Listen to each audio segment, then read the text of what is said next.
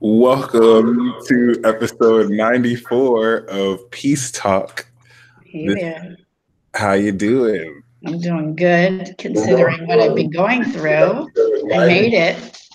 Yes, this almost didn't happen today, but we did make it work. This is awesome. Shout out to everyone in the live chat that has looks like spells that others are ready for this. So this is awesome.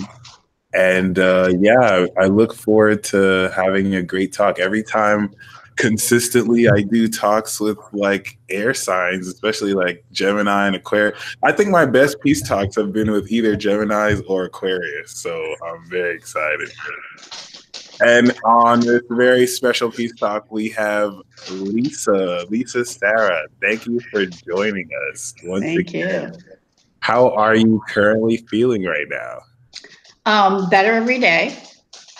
Definitely. I got that stupid flu that was going around, and then I had a little mishap that was interesting in the middle of the night where I fell. So I'm sporting like this black eye thing. I've never had one. Yeah. Can you see it? Yeah. Okay, so like I just figured I'm not even gonna put makeup on. I'm gonna let it kind of almost looks like a teardrop or something, but Oh, it's no, there's no makeup over this. Over that, okay, cool. Because it's like it kind of looks stupid. It just looks like you're trying to cover this, you know. Yeah. I mean, no one beat me up. I actually like smashed my face on the ground. So what happened was I busted my lip, and when you hit your nose, I didn't realize you can get like stuff under your eyes. Interesting. Yeah, and I also bruised a hip. So as I've been like going through this cough thing, like just running the flu through me, like I got a bruised hip, which I've never had. So, but it's all like getting better every day. Yeah, I was gonna say you look like you made a really speedy recovery. Thanks. Yeah, that's really awesome. Well, I sort of stepped out of fear around it too. It's like, you can get kind of caught up in your own body and what's wrong. And I was like, you know what? I'm just going for it. And everyone's going to understand no matter what. And, you and I know each other.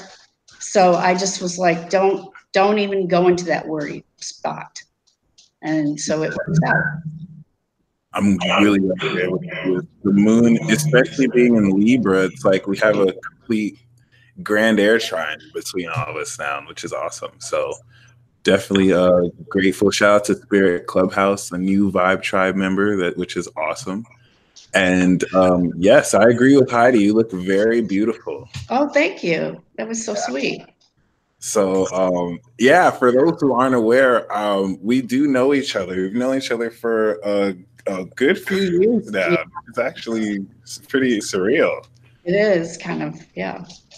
I think was it through Lotta that we met? Yes, it's been like 3 years. So when you think about that, and as an Aquarius that really doesn't follow time, I have a lot of interesting time lines like you did the other night, where it's like, like I know all kinds of people from all over, but like so much, the time's been really weird recently, in these last like 5 to 10 years for me personally. And I don't even follow time very well. Like I forget, oh, this many years went by, but this in particular has been interesting. So yeah, I found you because I'm a therapist. So I'm, I work with people, clients, but I like it when they get their astrology chart done. And for my own work that I have to be ahead of anyone I've ever worked with, or even when I walk in the world, like I go to astrologers and intuitives and card readers that I can trust. So I was going through a tough time of transition, which has been an ongoing one somewhat. And I went on Lotta's site for some reason, because I flip around on YouTube a lot. And I really trust my intuition around authenticity, around who's giving out good material, who's speaking from a place of truth. Like I can feel that. I literally can feel it. Mm-hmm. So I tended towards 2 people, and you were one of them, and Candace was the other one. And I've been friends with both of you ever since. Shout out to Candace. Yeah. Can't wait to have her back on. That's gonna be dope. And then I love sharing with people that I found people like you guys. And so I'm a big networker. So I'm like, when I've got friends or people I know, and they're like, oh my God, I'm like, you should have your chart done. And then I try and match up good people. Like, oh, this person will really resonate with Candace, let's say. I know she's a Scorpio, you know, and you're like totally brilliantly, like, you blew me away. Let's just say that. Thank in you. a whole other way. And I hate to interrupt, but is there a way? Hello. Okay, yeah. no, I thought I was hearing an echo on your side. Oh, can everyone hear all right? Yeah, we can hear you. Okay. So you blew me away. And I'm, in general, I'm tending towards younger people too, because I'm interested in where all of you are at. And Aquarian is always sort of like, we're not trendy, but we're looking at what's going on in the world. Does that make sense? No, it's definitely amazing. Once again, shout out to Candace. Really awesome. I hope to connect with her again soon. And yeah, I wanted to bring this up later, but I think it's really cool how you're definitely, very connected in I don't want to say the conscious community, but you definitely know some very important people. I've seen you with a picture with Russell Brand. You're connected with Ricky Williams, Teal. Amazing. Yep. Very, very odd. And they're all Geminis. I know. Isn't that amazing? Yeah. Oh my gosh. Yes.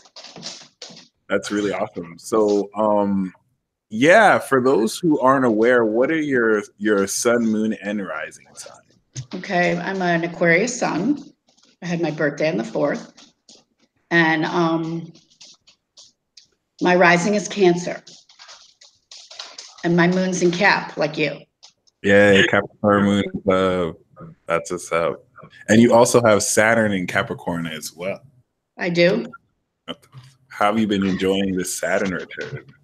I don't know. Oh, my Saturn return, you mean? Oh yeah, I can really like yeah, that was rough. Meaning, yes, that honestly, this has been a Saturn return that is had to, like, I couldn't do anything, even partial way, halfway, nothing. So everyone who's having people clear out or needing to say no or saying this person doesn't serve me in my life, this isn't adding to my good energy. It's like there's no in between. There's not even like I'm so good at like figuring out, like as a diplomat almost, like, well, I can still be friendly with this person. But if their energy's really not good coming your way, it's like you can't even connect with it. And I used to be able to do that. I used to be able to like really like have a meeting, let's say, with a whole bunch of different people, and everyone would kind of it would be a win-win. Now it's like, no, you're not going to change anyone's mind. You're not going to fix anyone. And I've had to go back to my family, meaning my ancestral family, my bloodline family. And it's been so negative for me. There was no in between. So it was a really tough time where I had to put up boundaries, which I'm not great at, by the way, which I'm learning. But it's like there's no in between when it gets really nasty. Yeah. That's very true. You hear that echo too, or is it just...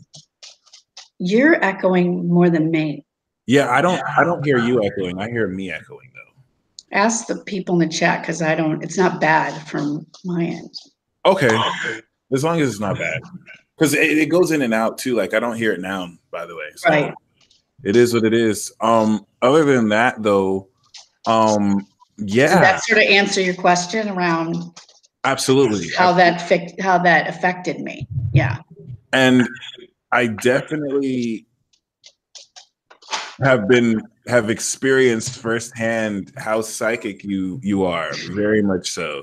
Over the course of the 3 years, it's like you would give me insights about people that would definitely end up being more than true, from Amber to my old manager to the Leo King. That's right. So shout out to the Leo King, by the way. So Yeah, all good, all good. Well, we were looking out for you. yeah, It was more about like, ooh, this is what's going on, and I'd be right, and I'd be like worried. yeah, Yeah. and like days before too, which is amazing. So that's awesome. Yeah, sometimes I know right from the feeling of, for instance, the whole manager thing, like I just like the minute. Sometimes the minute I meet someone or hear someone, because it's a feeling thing. And as an Aquarian, I've had to develop that over time, by the way. Because when I was like in my 20s, I was actually in the corporate world. And so I had to kind of like bring in that whole cat moon thing, you know, where I was a little more, you know, being able to handle a lot, and you can't be all feeling, you know, in the corporate world. So even in my personal life, I wasn't real connected to my heart, in that I couldn't like sit and cry if I wanted to. I could feel things compassionately because I've been that way since I was born. Yeah. I always felt other people's feelings, okay? But as far as taking care of my own, I actually had to learn how to do that with my configuration. Yeah. With as an Aquarian who's feeling everything else, but who has to kind of tough through life a bit, you know, feeling the collective. And then my rising sign of Cancer, I'm nurturing, but I nurture everyone else except me. Oh yes, 7th. It's in the 8th house to the 1st. And so I don't even realize, like, oh, I forgot, like that wasn't very nurturing for me, because I'm feeling like it gets mashed. It gets mashed into, like, I feel like it feels good to be nurturing to others, therefore I feel good. So people might describe that as codependent or whatever. I don't. I think it's a really nice quality. It's just that you can't forget about yourself. I have one. Are you able to lower the volume on your computer? That way we can cancel the echo. Like the overall Yeah. microphone on it? Yeah, well, just the overall volume coming out of your computer. Is this better? Hello. No, then I got weird. No, I can hear you perfectly. But yeah, I don't hear anything now. At least that way it'll be minimized. Is this better now? Yeah, much better. Much better. Okay, good. So yeah, I like how you said that too. Like it's so much focused towards other people and helping to transform other people. That because when I've seen your chart, you have nothing around the first house, or other than Uranus, which is opposite your sun, which is very awesome. But like there's it can lend towards not really nurturing yourself, which is very interesting. But actually, what is it like to have Uranus opposite your sun in Leo? That's such a rare generational aspect now. Okay, you've got to explain why. Explain more, because I'm like not that much of an astrology. I feel like. So what? Yeah. So what is that? What do you mean? What is it like to? So I would see that as more like Uranus opposite the sun is it's interesting because I know a Leo sun who has her Uranus in Aquarius. And one thing, and I get along well with both of them. I'm actually very close with both of you. And I really like it kind of brings a more unique mode of conversation and an instant quality of channeling information too, which I think in your end wouldn't be channeling because you're there already, but it's like you're at that level already, so you're not having to draw it in because it's probably you embody it. So, but yeah, like how does that relate with relationships with other people? Normally Uranus is supposed to be an unpredictable element and quality that can shock people or can really, influence others. I'll tell you how I shock people. Nice. When I'm truthful. Yeah, that makes sense. And I mean truthful to the point of like kind. Like I can even shock them into like, man, that looks good. Like they're not expecting it. Because I feel like shouldn't we all be like giving each other compliments if it comes into our head? I don't need to control that. I'd like one too. Like, you know, be who you want to be, like you want to be in the world, what you want in return kind of thing. Yeah. But also I'll tell people the truth. And in terms of like, I've had to learn how to back off giving advice, meaning if someone doesn't ask, don't give advice. Yeah. That's something I learned. But even when I do, like they're into it, but then they're like, oh geez, that was like a little too, like it triggered them or too truthful. And so, yeah, and I don't realize that because I don't really know how, and I don't mean like, I don't know how to sugarcoat, you know what I mean? Like I can say it in a nice, truthful way. I don't have to hit you hard, though I have. I used to say, I don't know if this is a really old movie, it's called Moonstruck, but there's a scene in it where like, it's with Nicolas Cage and Cher, and she's like snap out of it. So I used to call myself like the snap out of it therapist, like snap out of it, you know, like I'm not going to sit here and just listen and be your friend. Like, let's get to work. Let's do the fun. Let's like, to me, it's fun to like do self-development and figure this out and figure that out. And like, you know, share experiences. I'm sort of in a playground. Does that make sense? Yeah. And not everyone feels that way. They're like, oh, this is heavy. And I'm like, okay, for me, it's not. So, you know what I mean? I didn't think it was heavy. And that makes sense because Uranus contacts are all about deprogramming brainwashed individuals and snapping it back to reality. So that's awesome. And I like it when I get the snap out. Like I'm talking and I go, oh my God, I have a realization.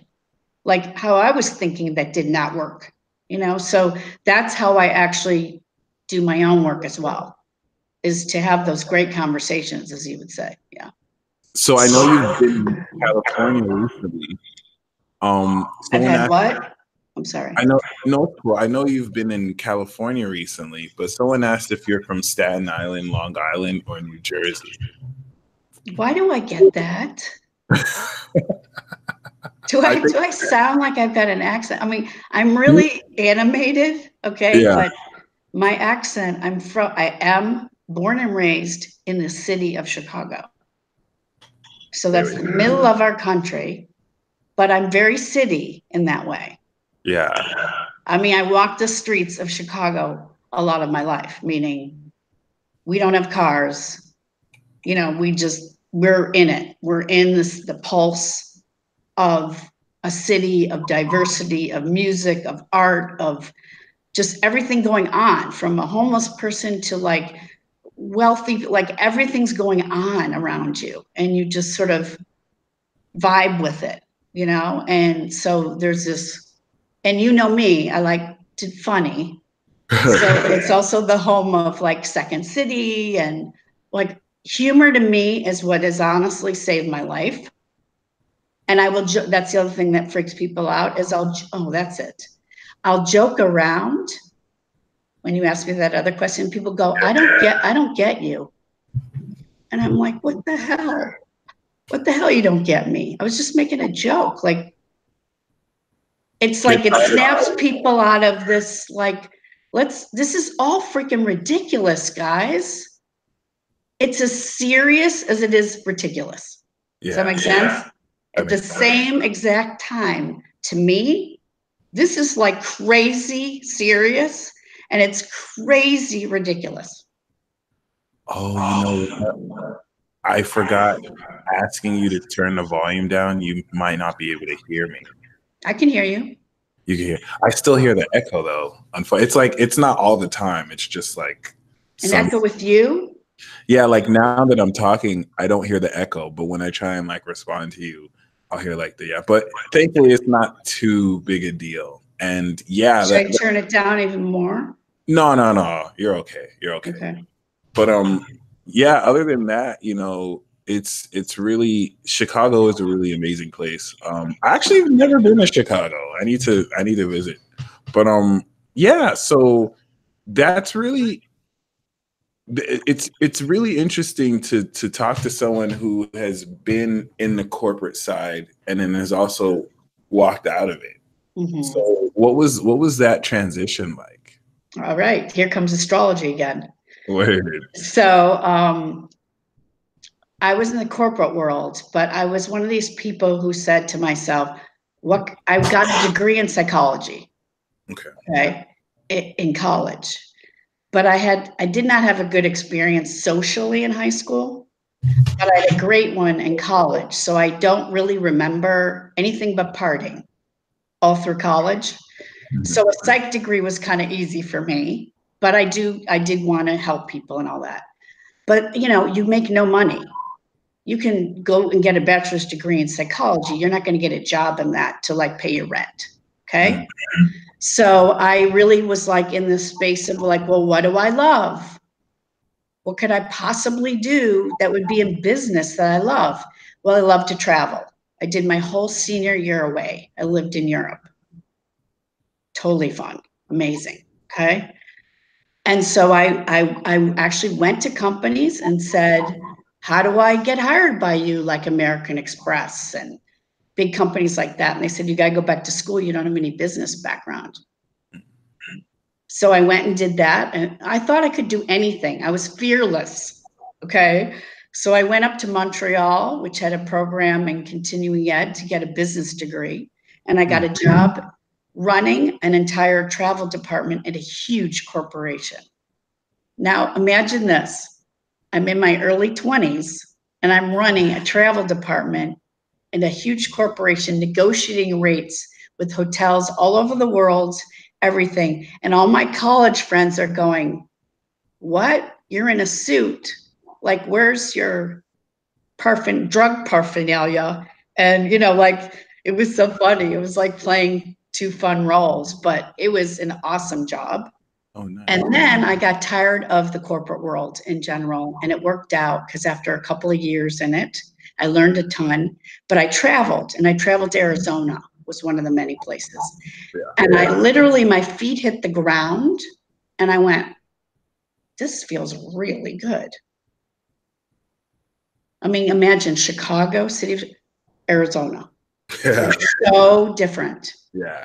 And I traveled a lot. So I've been to other big cities. I've been to rural areas, but it was like desert, never.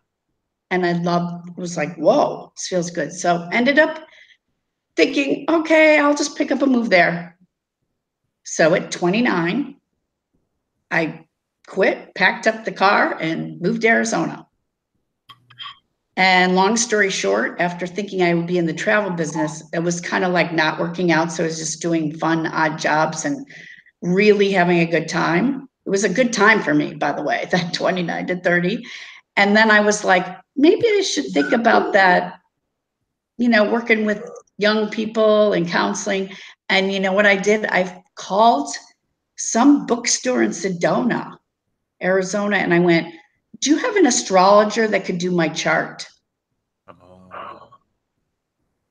And I'm someone who does this. I think of like a few options and I go, you know what? Either one I could be interesting. Which door is going to open?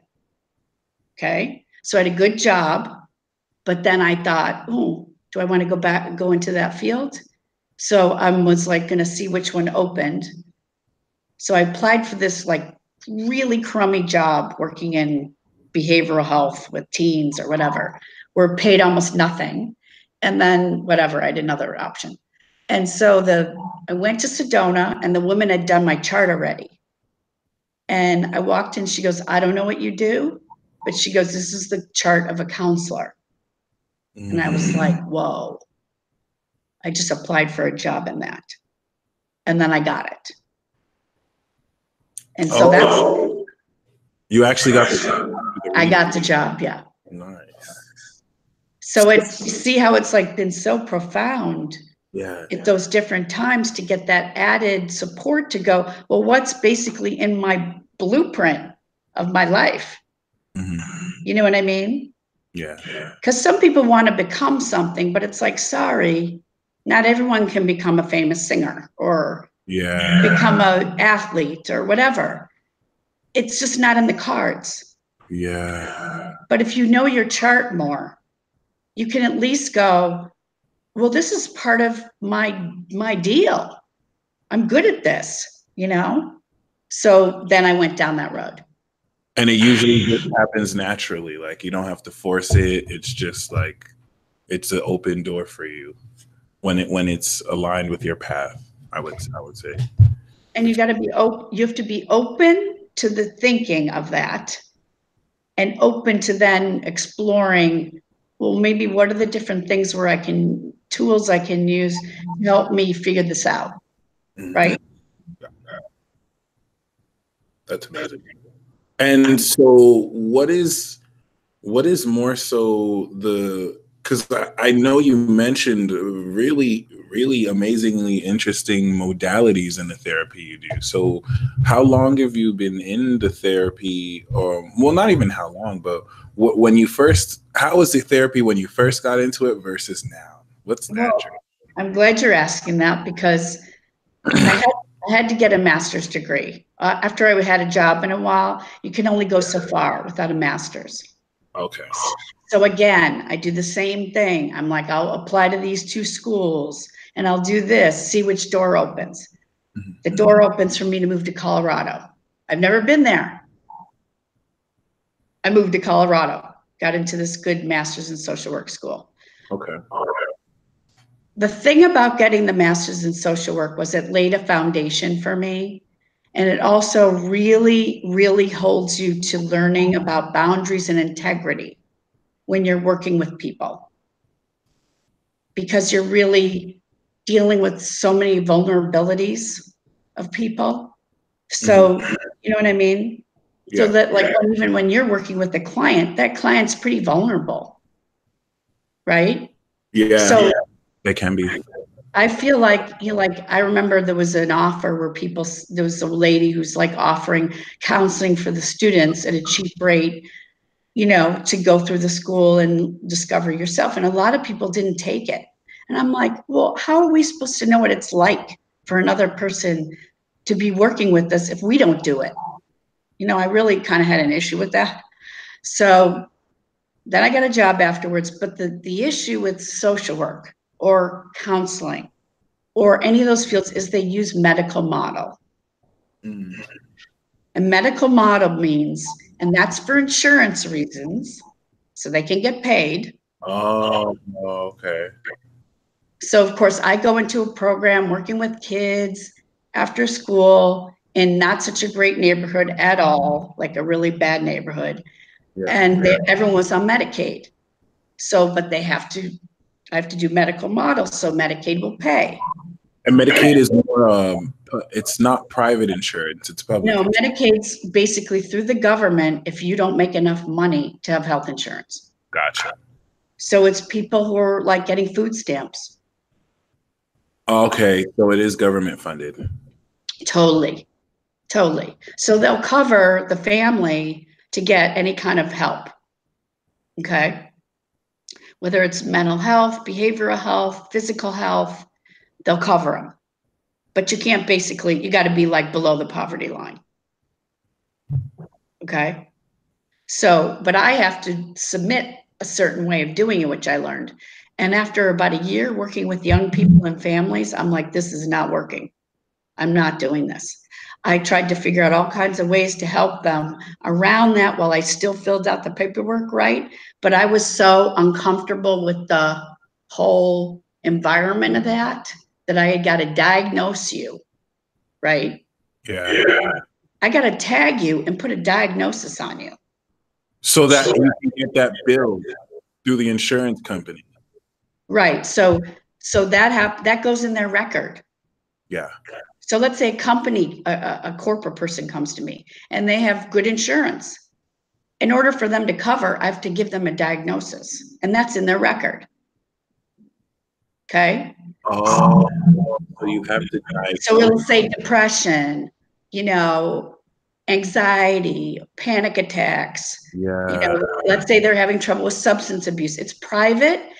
There's laws to keep it private, but I have an issue even with labeling. Yeah.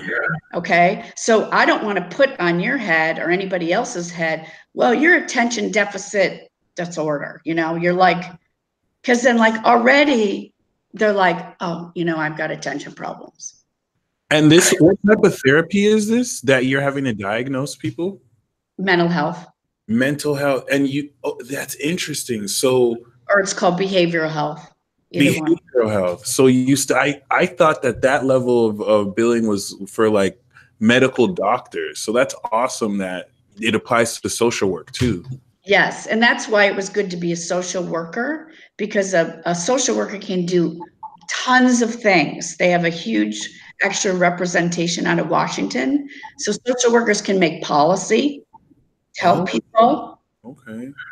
And then that's when I left my job because of how I didn't want to do this type of work. And I started studying ancient practices of healing. Okay.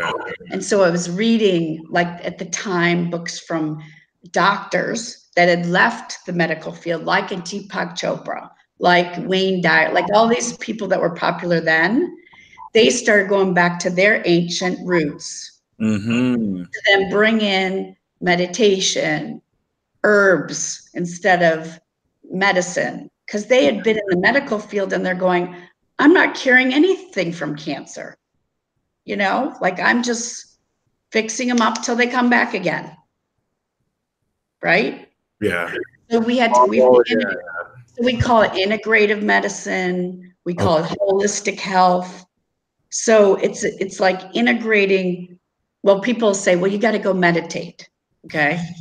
I'm not a big meditator, by the way. Yeah, me too. It might be the air thing, but I learned something called mindfulness meditation, which I'm great at. Mindfulness meditation is whatever you're doing, you stay in the present. So you don't let your mind go off and worry and think about other things. Gemini does all the time. Like, I wanted to also point out the Leo that I was talking about. She's actually in the chat, Empress Daisy. I didn't because both of you are very. I'm pretty close to both of you, or you're pretty close to me. And I noticed both of you have Capricorn moon, and she's a Leo with Uranus and Aries, and you're Aquarius with Uranus and Leo. So I didn't realize until now. That's interesting. Yeah, very interesting, very significant. But yeah, so far you're blowing my mind with this, because one thing, because I'm currently doing this ecology life coaching certificate course, so I can be a certified life coach. But I was thinking down the line, because I give advice, because I do consultations, would I need like a social working degree to officially do those? Because I'm not really diagnosing people or prescribing. So what kind of, and I'm glad that you're saying that you left that to do more integrative medicine. So but I'm still a social worker, so I can still actually go and be part of that association, and I can buy malpractice insurance. And I'm held to the ethics, meaning a client could come and they could just go, I'm going to the ethics board about you. I want your master's taken away from you, so you don't work with clients anymore. Okay. So it gives me this huge boost up to say she did 6 years to become a licensed social worker. That's how long it took after my corporate life, right? So 6 years to become licensed. There we go. Yeah. Okay. So 2 years of school, which included internships. And then after that, you have to be supervised by for like 3,000 hours. So you just get a job. Okay. And someone who's licensed supervises you. And then you have to take a state exam. So every state, I would have to take the exam all the time. Oh, yeah, to get licensed in the respective state. Right. So here's the risk with what you're talking about. Yeah. There's no regulation for you guys. None. So what you need to put out there, which is, which I've heard some astrologers do, like I love Jay from Aquarian insight. She says, don't necessarily go by what I'm saying. Like, you've got to have a liability waiver underneath. Like, this is for you to decide as added information in your life, but I'm not liable for it, basically.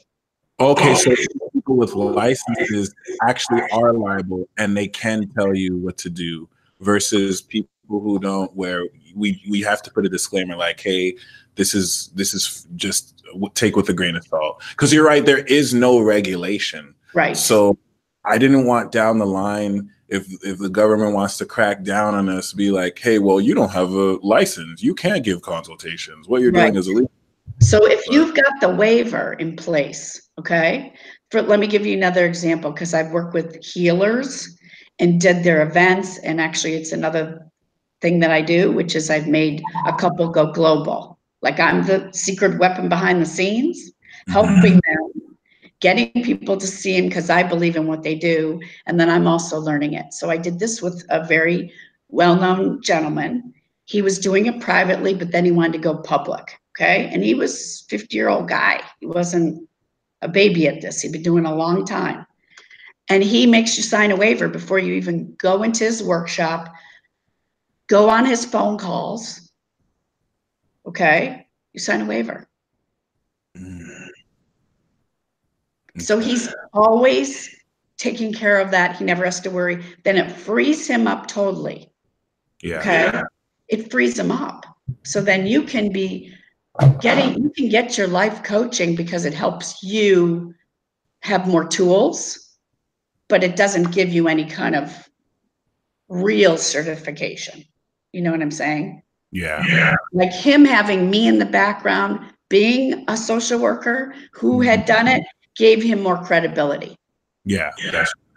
Okay. Like, he got asked to go into actually the Betty Ford Center. And he was really out there, okay? And I'm like, how the hell did you get in there? Seriously, I'm like, do you know what you're walking into? Because I know what psychiatrists are like. I know what doctors are like. And I know everyone on that staff is a recovering something. Oh, wow. Okay? Everybody. And there's doctors supervising it. And this guy's like doing ancestral clearings and qigong and meditation.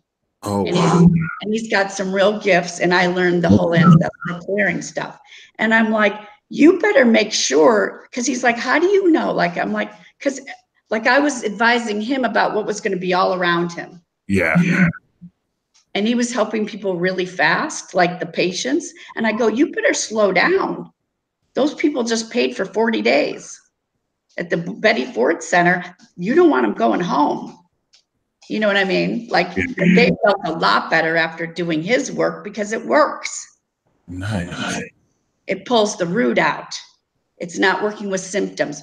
That's the big difference between medical model and, let's say, you looking at your astrology chart. Are you diving deeper? Is you're working at pulling the root out, like the original source of where all this freaking programming and junk came from.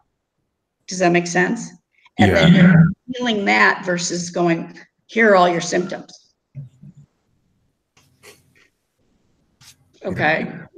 But a life coaching thing will teach you more like how to work with people and have skills, and just I would say be careful in that. I've met people with doing that, and then they just use those techniques that they learned. You have this huge scope of ways that you work with people and still use your intuition. I feel like it'll supplement what I'm already doing. Right, exactly. Yeah.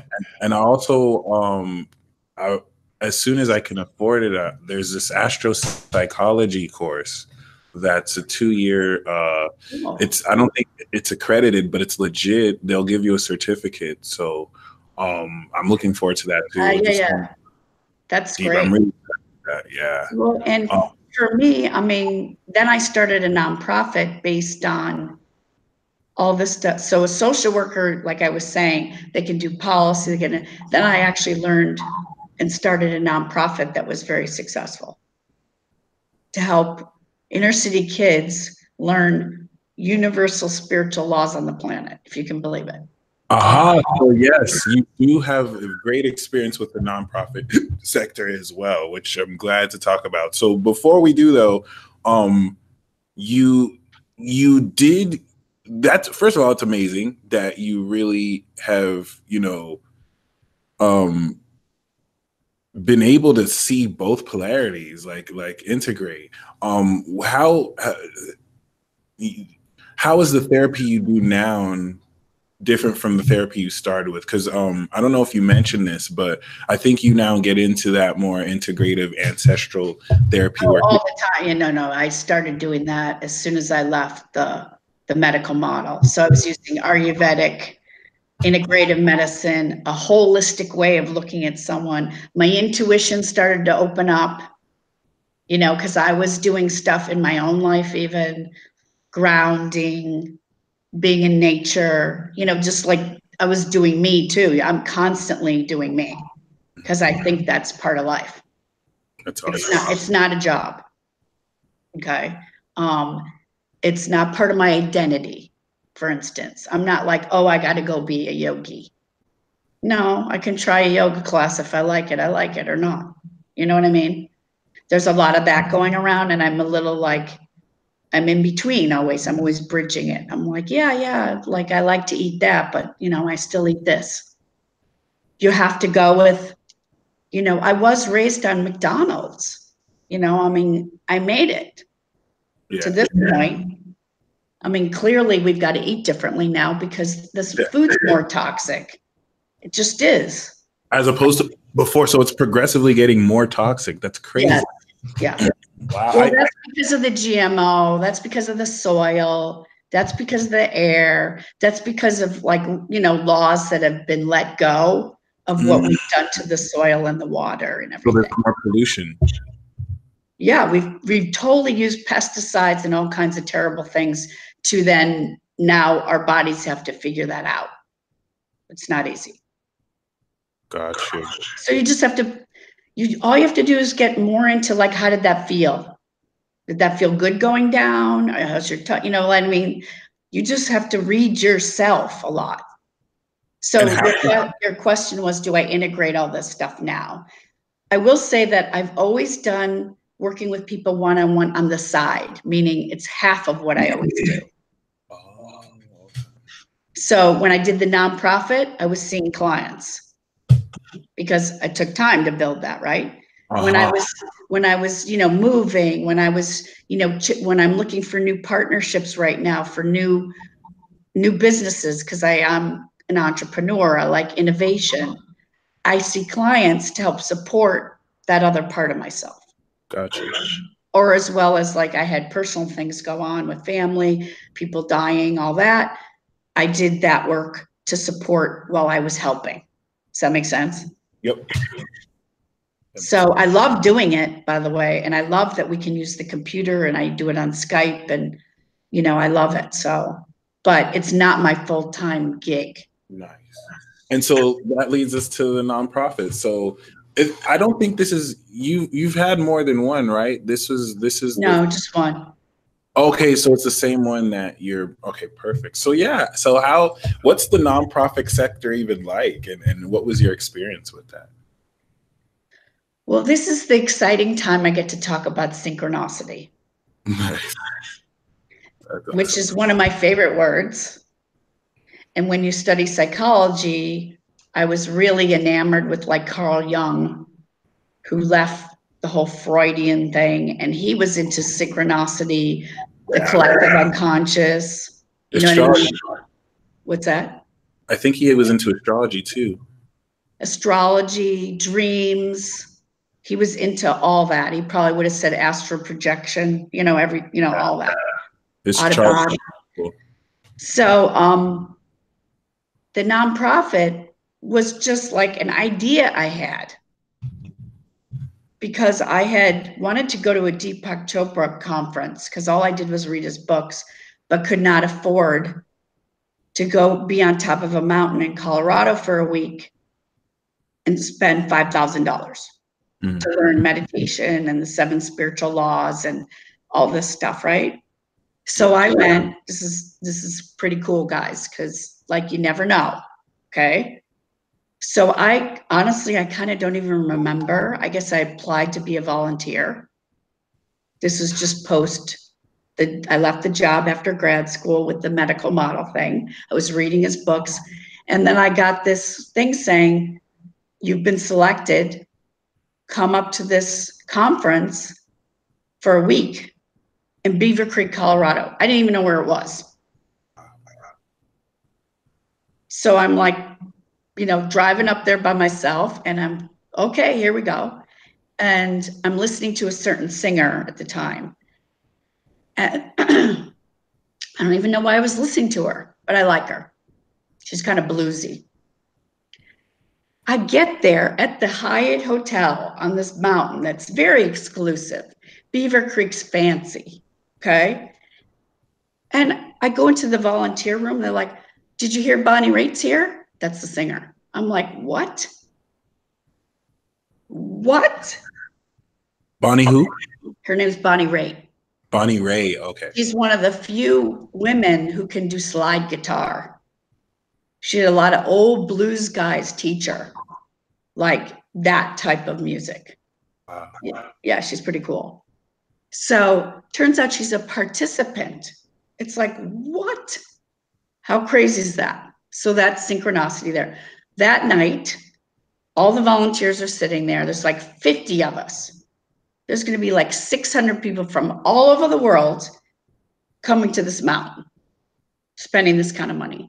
And the person goes, okay, we haven't decided all these assignments, but if there's something you need to tell us before we decide, come up and talk to us, because all of you have been to our conferences before. All of you have volunteered, and I talked to you all on the phone, and I hadn't done any of them. Not any of them. I'm like thinking in my head, how the hell did I get here? Okay. So I went, I got to say something. So I ran up to her and I go, oh, I used to be in the travel business, which is true. And I work with the Hyatts, and I used to know how to troubleshoot with VIPs and all that. All true. That's all I said. I'm like, I got to say something. Next morning, Deepak Chopra's personal assistant, me. Ooh. For the week. Ooh, okay. So total out-of-body experience, by the way, because that's all I'm doing is I'm like head honcho, like taking care of him. It was crazy. So I'm sitting there, though, this is my Aquarian mind going, okay, there's a room full of people, and everyone's either rich or they're so sick, like they're at the end of the rope of life, and somehow they got up there to like learn from Deepak Chopra. And I'm sitting there go, what if we brought this to young people so they didn't have to wait till this time? Because I'd already knew the 7 spiritual laws. I was really into it, but I deepened it clearly. So really fast, I asked Deepak if he wanted to do it. He goes, no, Lisa, I write books. I don't, whatever. I was like, okay. So then I was like working with a client. She needed to ride to a meditation group because she was afraid to drive in the dark. Okay, this is all synchronicity. I go there. The woman who was leading it was psychic. Yeah. So she was giving everyone a question in a private room after the meditation. This lady comes out of the room and she goes, I'm supposed to meet you. And I go, okay. Like, I don't know who she is. She says, I'm a school counselor. I want to have some sort of positive program at my school. So I'll write the grant money if you'll come and do the program. Oh, you got a grant for it? I got a what? You got a grant for it? She wrote it because I'm not, a school's a nonprofit automatically.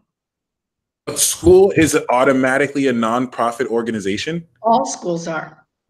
No way. A nonprofit just means all the money that comes in is to go back into running whatever the thing is. That's why a church can be that. Oh, so university, it's not for profit. Oh, a school's not trying to make money like a capitalist. They're Oh, trying to keep the school running. no wonder. So she applies for drug, and I think it was called drug and safe school money. So that's state money. Seriously, I don't even remember writing it, the program. I don't even, it was downloaded to me. And it was an opportunity for me to get this money and pilot the program. I piloted it, and it was so successful. I thought, oh, geez, now I got to like figure out how to become a nonprofit. I would go to one thing, I'd meet just the right person. They go, oh, I'll help you. And they would help me write grants. Oh, I'll help you fill out the 501c3. And they're like, oh, wait 9 months, because that's how long it's taking to get your 501c3 status, which is the nonprofit status. Okay. It literally took 6 weeks. They said 9 months. It took 6 weeks. Wow. And I was like, oh my God, now I got to do it. So I just kept, yeah. And I had the energy and the passion, and, you know, you have to have a lot of drive for that kind of thing. Like any company you're going to start, anything. I've always wanted to build a school. I just didn't think that I could have it as I want to build an orphanage and a school, but I didn't know the school could be a nonprofit too. So that's really great to know. I definitely want to get into that. That's what you want it to be. Yeah. Especially if you bring in alternate programs, like you're going to have kids learn astrology. I want the orphanage to be a school, actually. So like orphans get free education to like the collegiate level, but I figure I need billions of dollars for that. So, but well, you never know. Don't rule out anything. That's the thing. It's like you just go from one, you see the vision, you see the bigger vision, and then you like keep putting it out there and believing. You're just driven by the passion of it. You don't give up. Like I wanted to give up a bunch of times. Like, how am I going to survive kind of thing? And I'm like, oh, can't do anything else. I got to do it. I'd watch something or read something and I'd be like, yep, got to keep on doing it. And then, yeah. So I helped a lot of young people. And this is based in Chicago? No, this is Colorado. Colorado. Gotcha. I stayed there 10 years. Yeah. So I was looking up your human design while you were saying that because someone was interested, and we see you're a manifesting generator for those interested, which is cool. I'm personally wanting to get deeper into human design to like teach it myself because it's so complex, but that's dope. Apparently manifesting generators are able to generate energy and manifest with it. It's deeper than that though, but and yeah, then you create the team. So I put all my friends on you have to have like a little board. Okay. And we would have to do a fundraiser. And so we'd go, okay, when's Mercury in retrograde? Because we didn't want to do it during Mercury in retrograde. Like we would use like all these different tools to like figure stuff out even. And if people didn't have the right energy to be on the board, we'd fire them. Oh, nice. Okay, that's awesome. That's awesome. Because I got athletes involved. Like I would just get an idea, we'd go for it, it would happen. It was like that. But it was also, you needed to have the right energy around you all the time. So you're managing your own energy along with everyone else. Okay. Yeah, and then you're being innovative because like people thought I did a golf tournament, if you can believe it. And people thought I'd been doing this golf tournament for years. They had so much fun because I just made it fun for all these guys. And I had a top athlete. People paid $5,000 to play with him. Wow. And I thought, well, let's make one of the holes kind of fun. Wait, so all that money generated was for the nonprofit then? A nonprofit has to raise money in 3 different ways: individual donations, grants, and fundraisers.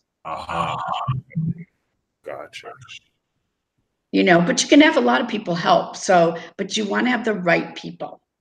Like that day, I had to fire a board member who went up to the athlete. Excuse me. And she the guy's sitting there at 7 a.m. on his one day off. He's a baseball player. And she leans into his golf cart with these double D's.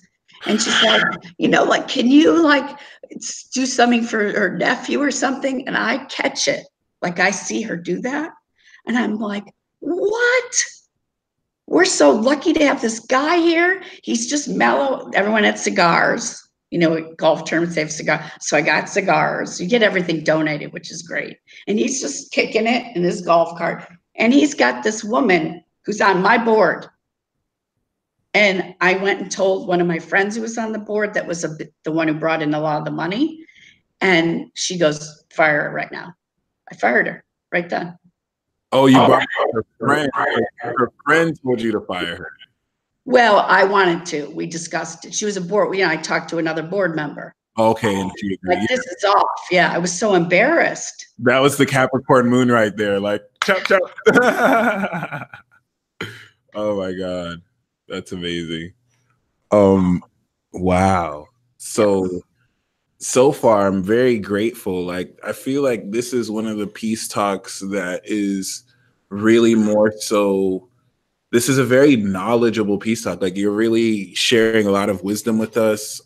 It's actually more like an interview, which is awesome. So I'm very grateful. Well, I also want to uplift people to know that, you know, I've lived my life by, you know, I can't see doing, not in a way like, you know, well, I'm not going to work hard or I'm not going to do that, like that sort of entitled way. It's more like figure out what you love to do. And there's different ways of putting that together. And also just energetically, it's really important who you have around you. You know, as you know, I'm going through a time period where I can't have a lot of people around me. I haven't had good people show up yet. So I'm in a transition, which I don't like, I'll be honest, because I get fueled by fire. I have like 0 fire in my chart, right? Yeah. Well, you have Uranus, but other than that, yeah, not that much fire, which is interesting because you don't strike me as someone who isn't as passionate. But then again, it could be your air because you do have a very powerful presence. So perhaps, yeah. I also don't have a lot of fire too. So I know what that's like a bit. I just wish I had the energy to I could see people who can get up so early and just have energy and passion all day. And I'm like, where do you get that, bro? Wait. It just makes you feel any better. I'm a total procrastinator. Word. It makes I hate the morning. Like, I don't get up early. I once had a job where I had to get up early and I made myself do it and I snapped right back when I wasn't working there anymore. My body does not want to get up early. Okay. I'm a night owl. So don't think that you've got to be a certain way for those things to happen. Meaning you can be who you are and still make all that happen in the unique way that you're going to do it. So there isn't one way to stay motivated. You know what I mean? Yeah. You could go to one talk, meet one person, read one thing, listen to something. That's what I fill my mind with a lot, is things that make me feel like good inside.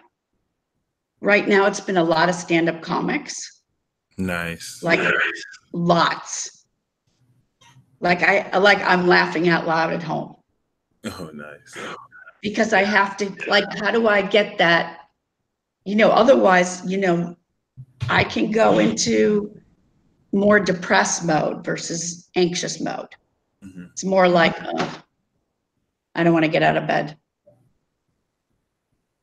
Makes sense? Yeah, no, and that makes me feel so much better too, knowing that. Because I got caught in that trap of feeling like I have to get up early, work out, and like really, you know, and do it the way someone else does it. But my soul is like, no, there's this unique way you can do it, and just stay true to that. Just because you don't understand it now doesn't mean you don't have the rest of your life to figure it out. So. Well, you do understand it. You just said it, okay? That we're all unique. And that's why I don't tend towards like the motivational speakers that give you goals and you got to do it this way, you know? maybe it's a little rebellious, meaning I'm sort of going against that, you know what I mean? Because I don't want to. There's a little bit of that, I'll admit it. But it's also not my unique way. It doesn't work. You know what I mean? It's not feeding me the way I need to be fed. It's not a cookie cutter thing.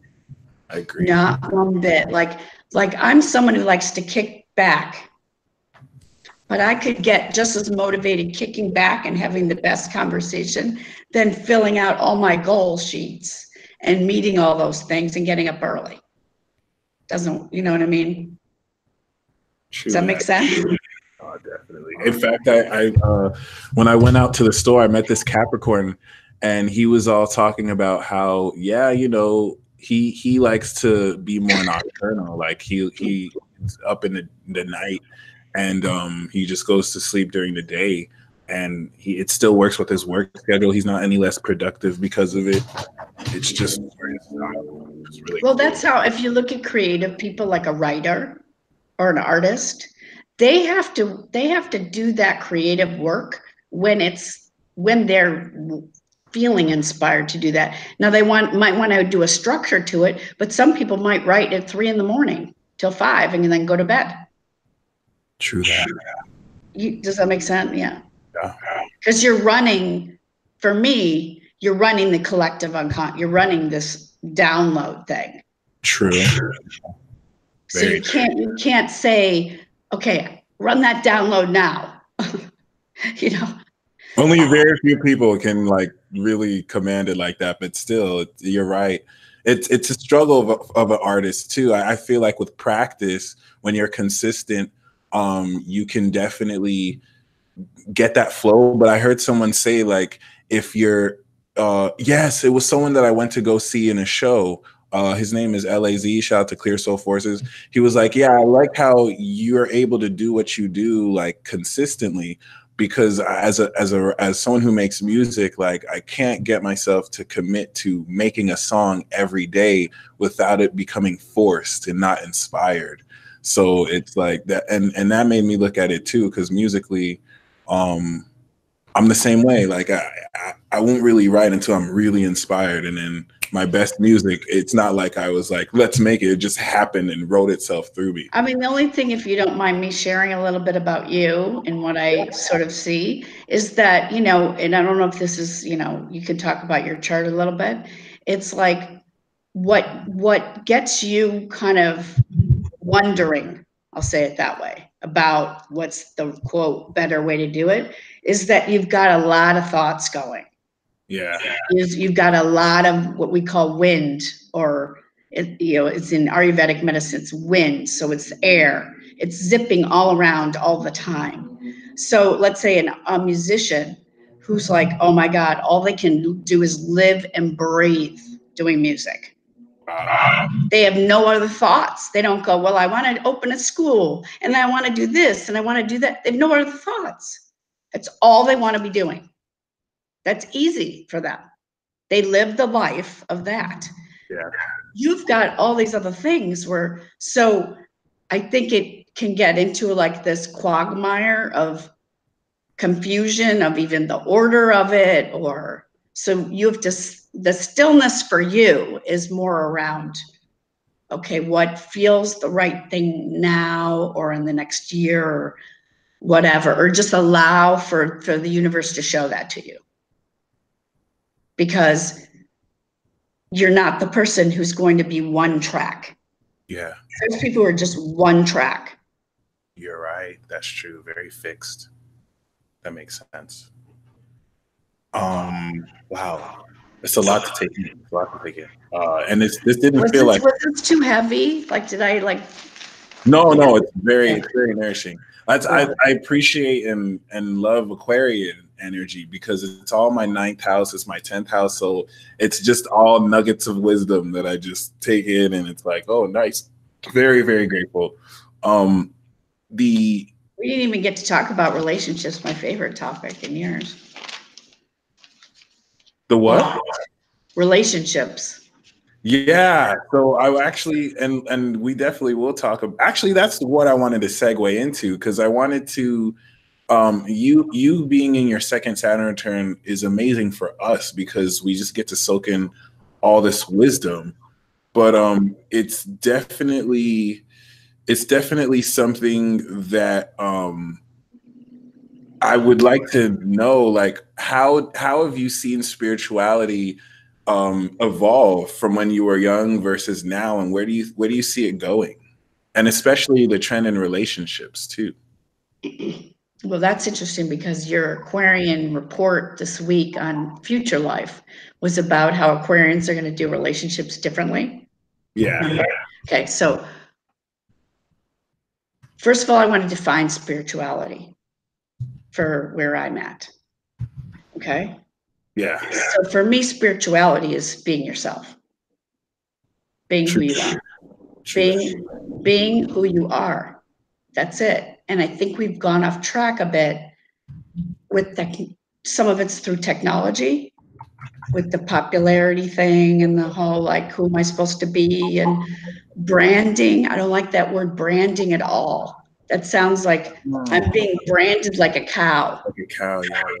I don't like it. It's like, all, it comes from a world where we label things too much, like this label, that label. So I agree. Right. And as far as like marriage for me, to me, the idea of the institution of marriage originates from ownership.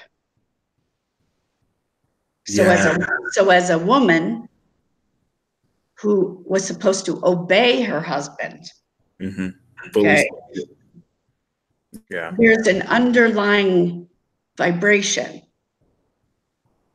to all of that where men are kind of upset that women can like do anything now, and women are kind of upset that men aren't stepping up and being a man. So no one kind of knows what they're doing. No. So it's a really hard time right now to be in do relationship. It is, and it is simultaneously changing. And I do agree. I really do feel like you know, Aquarius, especially Aquarius women are changing the dynamics of relationship, both young, both older. It's very interesting to see, but yeah, I think we're really experiencing the rejection that people feel from what they expected love to be like versus the harsh reality. Yeah, whatever you have in your head about it all, right? You know, that's a learning, growing thing. But on the other hand, too, it's very real to be disappointed and rejected and feel abandoned and left. And you know, you after a few of those, it sucks. You know, you're not like going, yeah, let's jump in and do it again. So then our biggest challenge, I believe, is like how to be and how to like not go into a controlling mode because you're afraid, you know? And so it's real confusing. So the one thing I can say about me as an Aquarian is I've never changed the way I do relationship, and pretty much guys don't understand it for the long term, meaning like this is going to be an awesome relationship for a really long life mate, cool experience. Okay. And that is if basically I'm not a big thing for like the fake romancy thing. I think it's important to have passion, fire, attraction, chemistry, but chemistry can be through laughter, can be through touch, can be through a great conversation. And then also you need to build the loyalty of friendship. Because when the going gets tough, you better really like that person you're with and have their back. It's not about, it was Ricky Williams who said this to me for my own chart. He said, Lisa, you need to meet someone who's got your front and your back. Nice. You've met too many people who only have your front. Naively, you know, he's right. I mean, he's right. I thought they did, but they didn't because they wanted something else. And then you beat yourself up around all that. And then guys think they have to be a certain way. It's like, just be yourself. because you want to attract a woman who likes just you. I fell into that trap myself. Yeah. It was definitely not a game changer, but you're right. Like getting caught in between quintessentially being yourself but then also chasing what you desire, and then having to surrender your ego and not try and control it and be like, I want this person so much that I'm willing to change myself just to get affection. And yeah, I'm moving out of that. Like, yeah, and what happens is it'll happen more organically. So like every real relationship, love relationship I've been in, we've met. I'll be honest, I'm not someone who goes up to the guy, but I'm going to respond. So you're sort of acting open. So let's say you meet someone, the guy comes over, then you're like laughing or having a conversation. And then I'm lucky enough that it just like moved forward. There was no games. Like we wanted to spend more time together. yeah. And then there was no question, like, are you dating other people? Is other things going on? Da-da-da-da-da. Now, mind you, we didn't have texting when I'm, a lot of it. Maybe in the last 15 years we did. But my generation is less into that, True. We use it for, other things, but they're more likely to want to get on the phone, which is nice. But it's fun to text. So it's like this other tool that's fun to use in a relationship. Yeah. But it's just like, it's sort of just, you don't have to work at it, that I would say. Not that it isn't work, meaning you have to pay attention. You have to not think just about yourself. You might want to think about, oh, what would she like? And then you go, you know what, I'm going to bring this over so we can eat that. It doesn't have to be super complicated. Or let's go on a hike, whatever it is. Yeah. In fact, to add to that, Spells Inc. just said something right now, which I feel is interesting. And he said, being a projector male in today's dating culture is hard. They expect us to be hunters. I have a Mars and Aries, like learning about my human design was so mind-blowing, because my whole design is I need to wait for the invitation. And they teach us to be more generators, to like go out there, to be forward. And I have a Mars in Aries, so similar to you, like I'm going to desire, just like you're going to desire someone to come to you instead of before. I'm going to desire to be forward. I like to go out and get what I want. It's just, but we like guys like you. It's just also learning to balance that, because like I've learned when I do that, it's like I have to, as a projector, it's like we have to wait for the invitation instead of actually, and then having to do both, which is really weird. Well, that's just about reading the signals. Yeah. And that's going to be more like, is she open to this? Am I getting any feedback return here? Social cues. That's yes. So if you're not, don't waste your time. Because then that's the hunter thing, whatever gentleman was talking. He's like, I'm supposed to be a hunter, right? Is that what he said? Yeah. They expect us to be hunters. And I will tell you, there are women that expect that. They want to be chased. Yeah. They want to be chased. And to me, I don't need to be chased. Do you hear the difference? Yeah. Because when you want to be chased, you actually need to be chased so you feel better about yourself. It's an ego thing. But I like the guy to lead. I like the role of like, okay, he might lead it. He might ask me out. He might call first. Just to see the difference? Yeah. So it's okay that we still want you to be guys. But if you've got to do this whole thing to go after a girl, it's a certain type of woman. True. And it's not negative. It's just that works for some men. Some men love doing that. Some men love to chase. Yeah, that's very true. They love the challenge. Okay. But then it becomes more that, even though it could work out for sure. Because then the guy feels great that he got her. And then she feels like she had him work really hard. You know, next chase.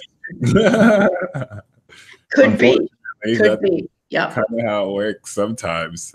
But no, I'm actually glad we're talking about relationships, because I do think now humanity has reached this sense of awareness in relationships where, as a culture, we've talked about every faux pas in the book. We've talked about the ills of relationships. I feel like now we're able to take this further and kind of develop intimately, but I think it also made us so much more aware of our vulnerabilities and what we're not willing to do, which is actually a great thing, because we get to like break through it. But yeah, what kind of advice do you have for people? I mean, you really said I would say we have to use our communication, meaning, so let's say you're not sure. The biggest mistake people make about anything, and especially in relationships, but any kind of relationship, like even friendships, is assumptions.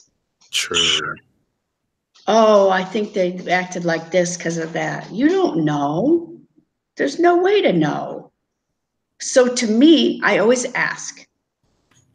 So like, what's going on with you? Like, not like feeding it to them, like you need to make me feel better because it felt like you blah, blah, blah. Now you could talk about that after, but find out where the other person's coming from because you care. It's more from a caring space of like, geez, I don't really know you yet or know you that well. So like, what did you mean by that? Or were you being like flirty to like have fun? Or was that like, because it kind of hit me weird. True. You know? So you're letting the guy know, let's say, well, okay, she doesn't really like that when I get a little too frisky right now. Yeah. So usually I will actually tell a guy, because to me, underneath everything, the vulnerability, everything is fear. Yeah. And one thing women are more afraid of, whether they'll admit it or not, I will admit it to you, and always have admitted it, and has actually advised men about this, is one of the number one things women want to know is they're safe. Yeah. They're safe. They're safe talking to you. They're safe because you're telling them who you are and you're being honest. You know, so, you know, we could put it into like the game category and all these other categories, but truthfully, it's all about feeling safe. That's so true. Okay. For a guy, he wants to feel safe with his feelings. That's very true.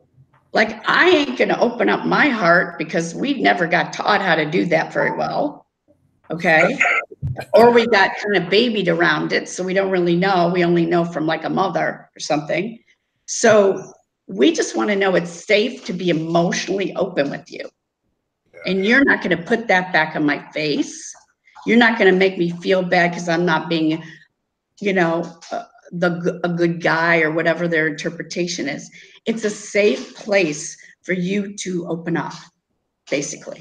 I agree with the communication. A good friend of mine recently told me how he feels disgusted with himself because he had a sexual experience with a woman that he, in his mind, went, you know, pretty well with some kind of hiccups, but only to later find out later that she did not feel the same way, and she almost felt taken advantage of, and he had no idea.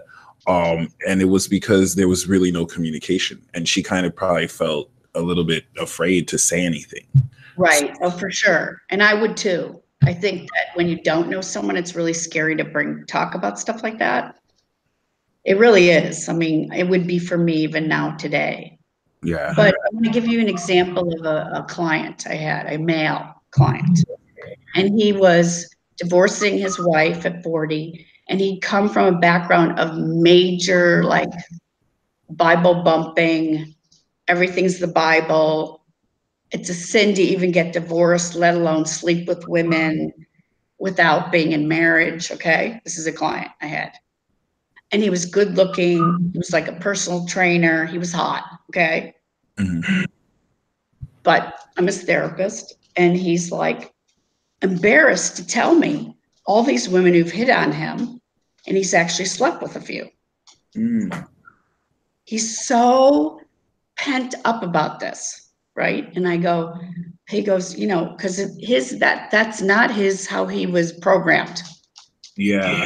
I will say personally, even though I've embraced where I've come from, I still will, like, if I'm seriously dating a woman, there's going to be a part of me that's like, oh, I probably shouldn't have sex with her before I get married. And it's like, does that really matter? You know what I mean? Like, I didn't realize how much that can affect you when it really gets to it, when you're really wanting to be accepted by, you know, because it's no longer about you. You're bringing in-laws and family into this. So it's like, what's honorable? What's not honorable? And yeah, I can totally see where he's coming from. So in this, you know, session with him, I'm objective. I'm just in the space of hearing him.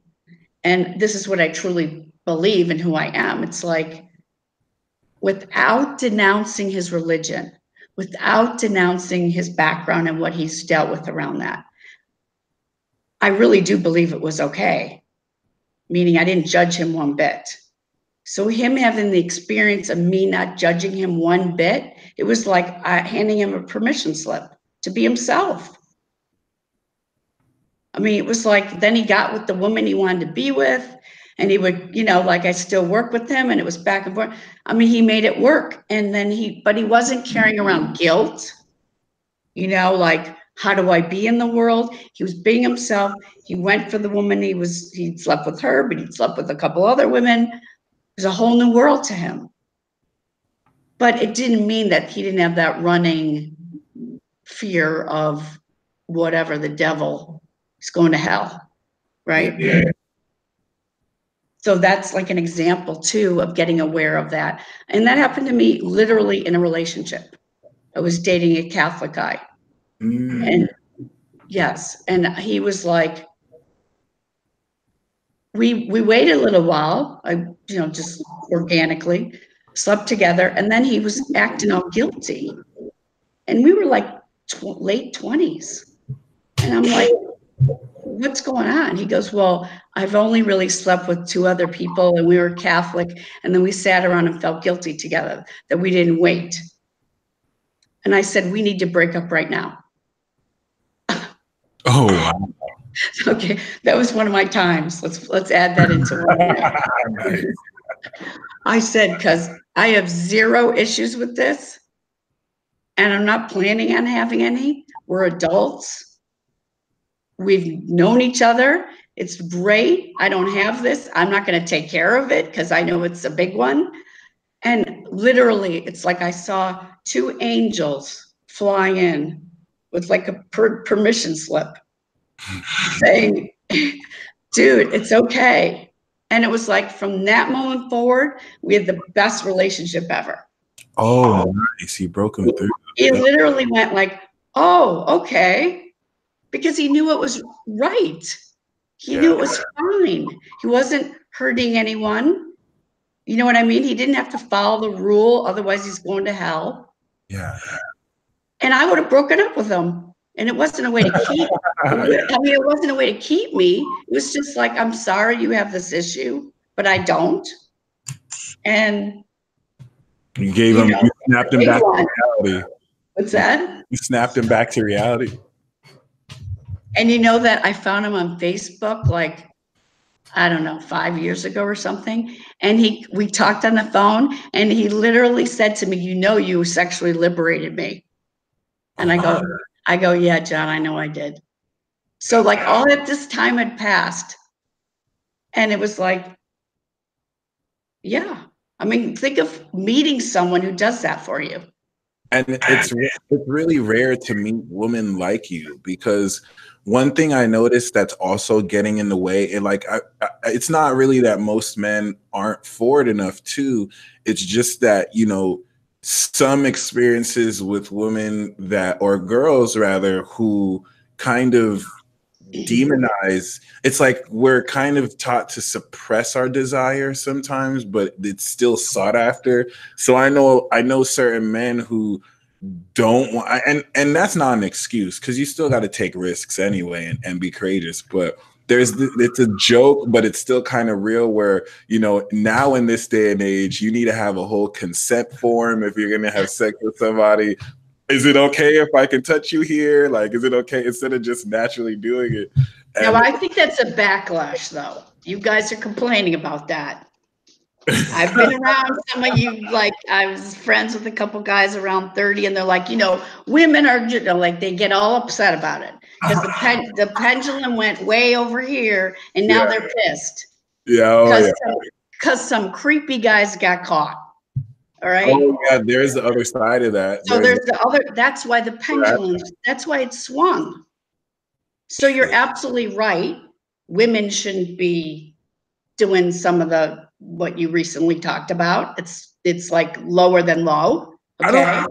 I don't really even feel like women are the one doing it. It's just men are so conditioned now to expect the worst to happen that it's like, you know. But once again, you're right. Like it is a result because, you know, there have been men who've taken advantage, and there have been men who have kind of created that feeling. But just like you were saying too, like there are some women who can take advantage and you know, get angry and be like, oh well, he didn't do what I said, I'm gonna cry rape or something like that. It's all opportunities for manipulation. Yeah, on both sides. On both sides. And the fact is, if you want the real deal, you got to talk. You know what I mean? You got to find out who that person is. You have to speak and say, you know, have you got issues with this? Or like, I just want to like create a safe zone, you know, for both of us, you know, back because I like you, you know, like keep it straight. Be just straight up. And it doesn't take away from the flirtation. In fact, it opens it up even more to go, okay, cool. He's, you know what I mean? He's being cool to care about that. Yeah. Because my issue is, I have so much Capricorn energy. I'm too much, even before all this happened. And it's just being grown up Christian and everything too. Like, I get too Capricorn. Like I will suppress my Mars and Aries. They may be wanting me to like be sexual, and I'll just be hard stop, like super gentlemanly, a bit boring because of that. Like, oh, is this the right time to now? Even though my Mars and Aries just also like take control and whatever. So I'm really learning to. And don't you think that's like, I mean, honestly, that's like been for generations. That's been an issue. I mean, it's hard to know. Yeah. And you know what? A lot of stuff goes down that is not fun. I've had it where I'm like thinking one thing, but it was really something else, vice versa, even though I thought, you know, I knew better. You know, you get fooled. True. You get mixed up, you know, people change their minds. There's all kinds of things going on. It is risky. That's why it's vulnerable, because it's risky. It's vulnerable, and it's also learning to trust my intuition, because intuitively you can feel in emotionally, intelligently that they may want to be receptive to your advance, and then sometimes I still just block myself. So I'm just learning to be less, and it's easier now. I feel like now that I'm coming in more into adulthood, I'm connecting with cooler people too. Personally, what do you feel about, and I'm sure things work different for different people, but what do you feel about monogamy versus non-traditional polyamorous relationships? I don't think society's ready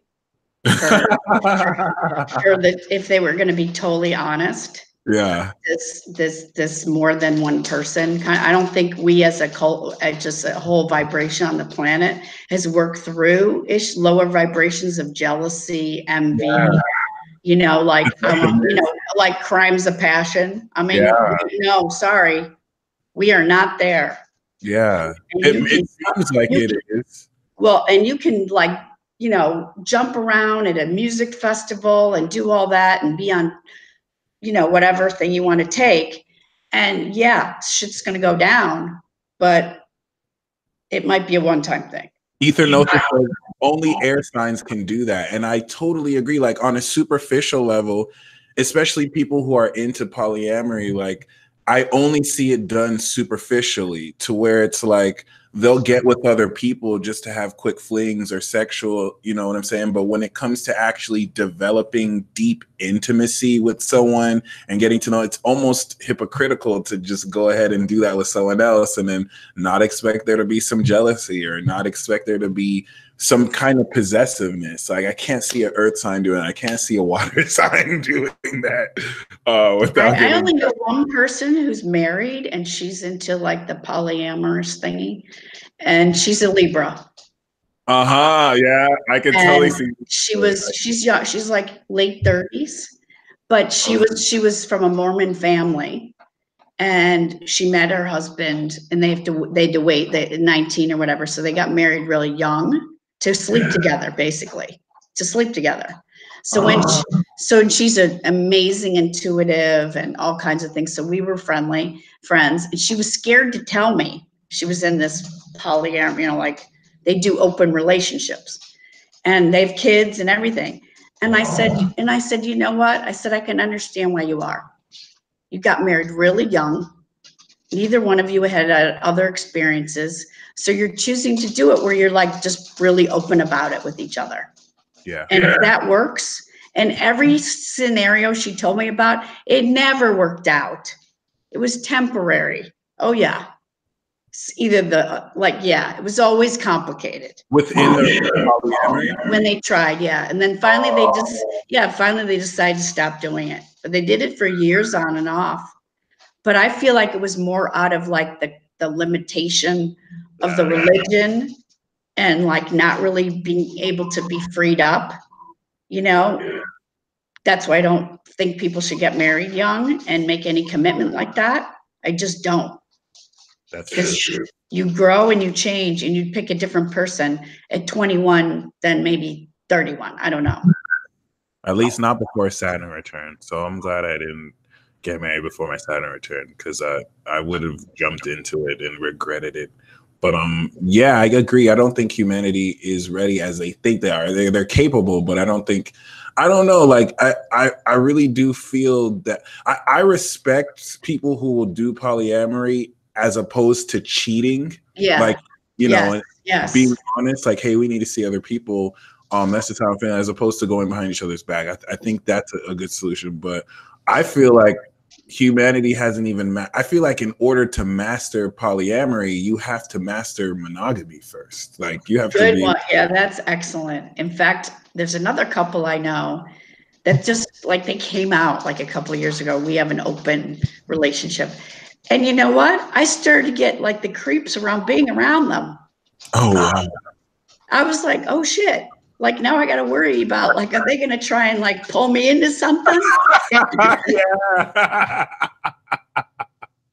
Yeah. Because they were like not like that before. And then they literally came out with this, which honestly, I intuitively feel like it was driven by the guy. Oh, okay. And she's like acting cool about it. Yeah. But it wouldn't be her choice. Yeah. So she's just being open about it. It's usually like that. Like it's usually one person who's down and the other person who just kind of goes along. Like right. I see two people who are into it, like unless they were already seeing other people, and it's never in a marriage situation. It's usually like they just met or something like that. So I don't know. I mean, honestly, I don't know what's in my chart that keeps me a little traditional around this topic. It's the Capricorn moon. Is that what it is? Because I'm like, I'm not a traditional like person. Like I'm not judging people who want to do that, but I am wary, and I am noticing people also using it again to manipulate. Yeah. Like, be cool. And, you know, like, let's just be open and free and blah, blah, blah, and do this. And so people like, okay, I guess I'm supposed to like be cool and do that, but that's not really how they're feeling. Yeah. And it's just not authentic to me personally.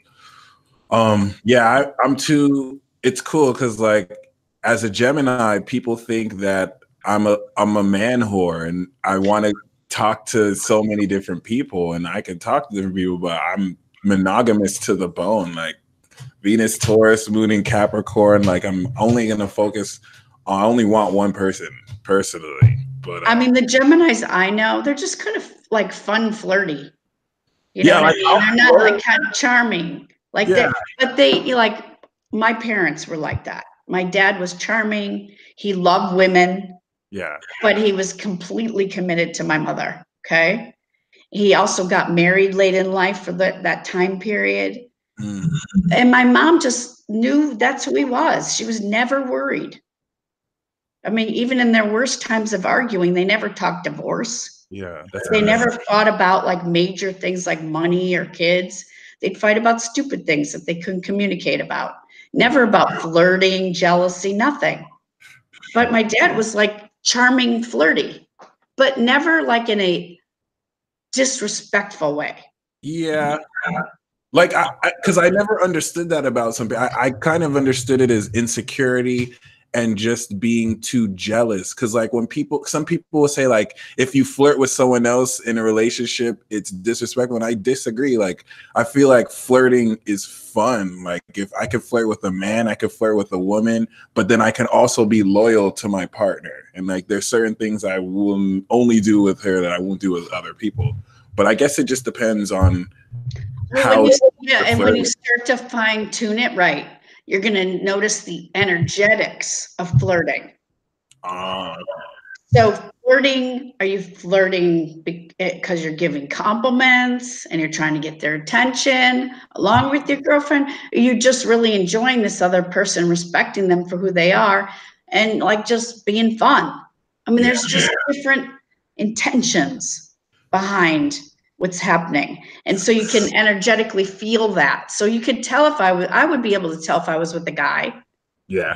Like I dated a Sag very seriously for a while. And he was such a flirt. I mean, he just was like, he was, you know, like, he was like flirter, just to have fun. Yeah. I mean, he was like the wingman to every guy. I mean, he just could talk to every woman. So we had this agreement. He'd go out every Friday night with the guys and I'd be like, have fun. I was never worried or, you know what I mean? Cause he's with, you know, he was sleeping with me. Our date's Saturday night. We're talking every day. You know, so what? Go out and have fun with the guys, you know? And that's who he was. And I liked him. I liked his flirt. Like I liked his energy, right? Yeah. When they're charming and funny and right. Yeah. No, I totally agree. And it's interesting. I guess it depends because some people can be some people feel like, oh, if your attention is less on them than other people, then you don't care for them. I know a young Leo lady who's like that. Like, and I'll give her a pass because she's a Leo, but she's a Leo, right? It's all about them. You gotta like they're number one. You can't. If you don't text her every day, if you don't, like she asked me the other day, like she's into this Gemini, but she doesn't know if he likes her because she doesn't text him like all day, every day. And I'm like, you need to chill. Like we joke back and forth, but I'm just like, yo, it's not that serious. But that's a good advice. That's good advice to give someone because we get caught up in our heads about it all. We're trying to heal certain things. That's where the ancestral work that I do with people and on myself is very helpful. We're trying to heal even stuff that's gone on in our life or current life, right? So, you know, we want to get past it so that we can kind of have new. And the truth is, we just have to keep talking about it and helping each other out about it. But when we stay in our own heads about it, like we can just drive ourselves freaking nuts. And then there's the other part of it. Like I know Percy is a Venus Taurus, like, and Pluto's opposite. So my Gemini is going to be annoyed by someone who's too possessive and clingy, but I'm secretly going to like it if I know someone doesn't want to share me, and it's like they get a little bit possessive, like, nah, don't do it. Like I'm serious, like, all right, because at least that lets you know, wow, I'm really valued or whatever. As long as it doesn't get like too crazy, but. Yeah, other than that, let's play the 3 questions game. I actually thought of some. Nice. We'll take turns asking questions and how fun. Yeah, you can start first. Well, I'm glad we're talking about this because I was going to ask you about us both being Cap moons. Okay, yeah. Okay. So what's the biggest challenge for you as well as the strength in being a Cap moon? And even put it in the context, if you want to, of like what's going on in the planets today. Yeah. But I want to know a little bit more about Cap moon. Because I've heard it was like a big deal. I don't know. Someone's like, "Oh, you're a Cap moon." Ooh. So I'm only just now realizing how incredible of a deal it is to be a Cap moon. Okay. Like, it's a huge deal. I researched everyone who is a Cap moon, and they're all incredible people. They're all incredible people, from George Washington to Dwayne "The Rock" Johnson to Kid Cudi. Like, it really the challenge for me is being a Gemini with it, because I didn't realize how much I have to really sacrifice the more childish part of me to like step into this. I love having the best of both worlds, but it's now that I'm having my Saturn return and I'm stepping into it. I used to hate being a Cap moon, and now it's the my favorite part. I love the fact that I have it. It's so powerful because you have integrity. It makes you have integrity, focus, determination, dedication, and it's like it's literally the most powerful moon sign that you could ever have. Wow. Okay.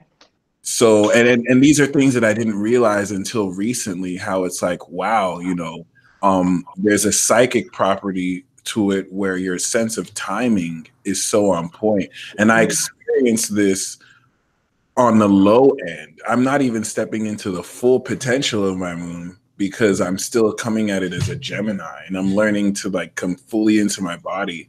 So, honestly, it's a whole new world of discovery. Like, I feel like there's so much more than what I could even say. I'm so grateful to have a Cap moon. It just kind of attracts you to powerful people as well. And because it's in the moon position, because it's the moon sign, it's not really evident. So if people underestimate you, if people don't really notice that within you, it's like a secret weapon that you could have. Like, hey, I'm actually a moon and Cap. Like, don't play with me. It's really great. Yeah, and I think that's why I've probably been around a lot of well-known people, is that I feel like my Cap moon grounds me. Yeah.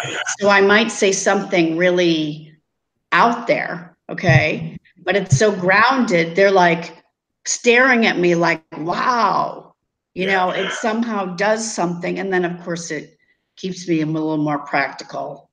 It's very so that I can get things done. You know what I mean? Otherwise I'd be like, I'm grateful that I've got that earth thing. It's like this warm, stern presence that it just gives you advice unsolicited. And sometimes the only negative, thankfully it's in my eighth, ninth house, so it comes off as humor, as like dark but dry humor. So like the part of it that I'm not always a fan of is it could be very critical. It's like I can always see what someone did wrong in a situation, even though my Gemini's like, it doesn't matter. Like, yeah, exactly. Themselves, but the Cap moon is always the Cap moon gives me this wisdom to understand, nope, that wasn't right. How there was no integrity in their action. And that's another thing about Cap moon. That's good though. I relate to that. Yeah.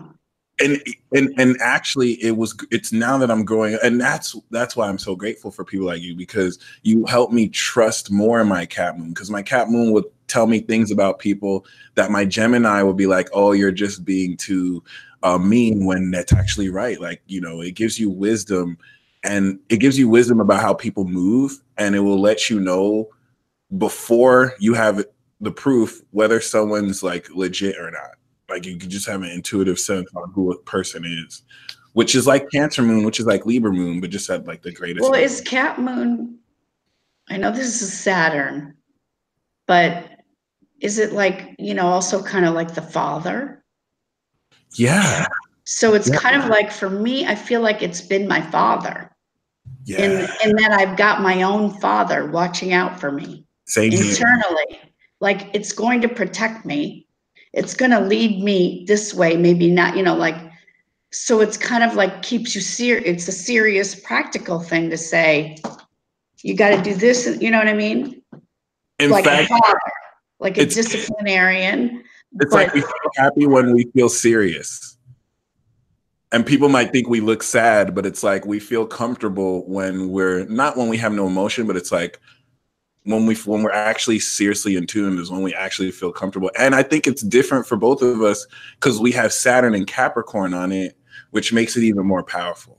oh my God, because people will say to me, like, I'll tell them a story that, you know, was a big deal in my life, but I'm like telling it like a story, which to me means I'm not getting emotional. Like now I'm really emotional. So you'll see if I'm still in it. Okay.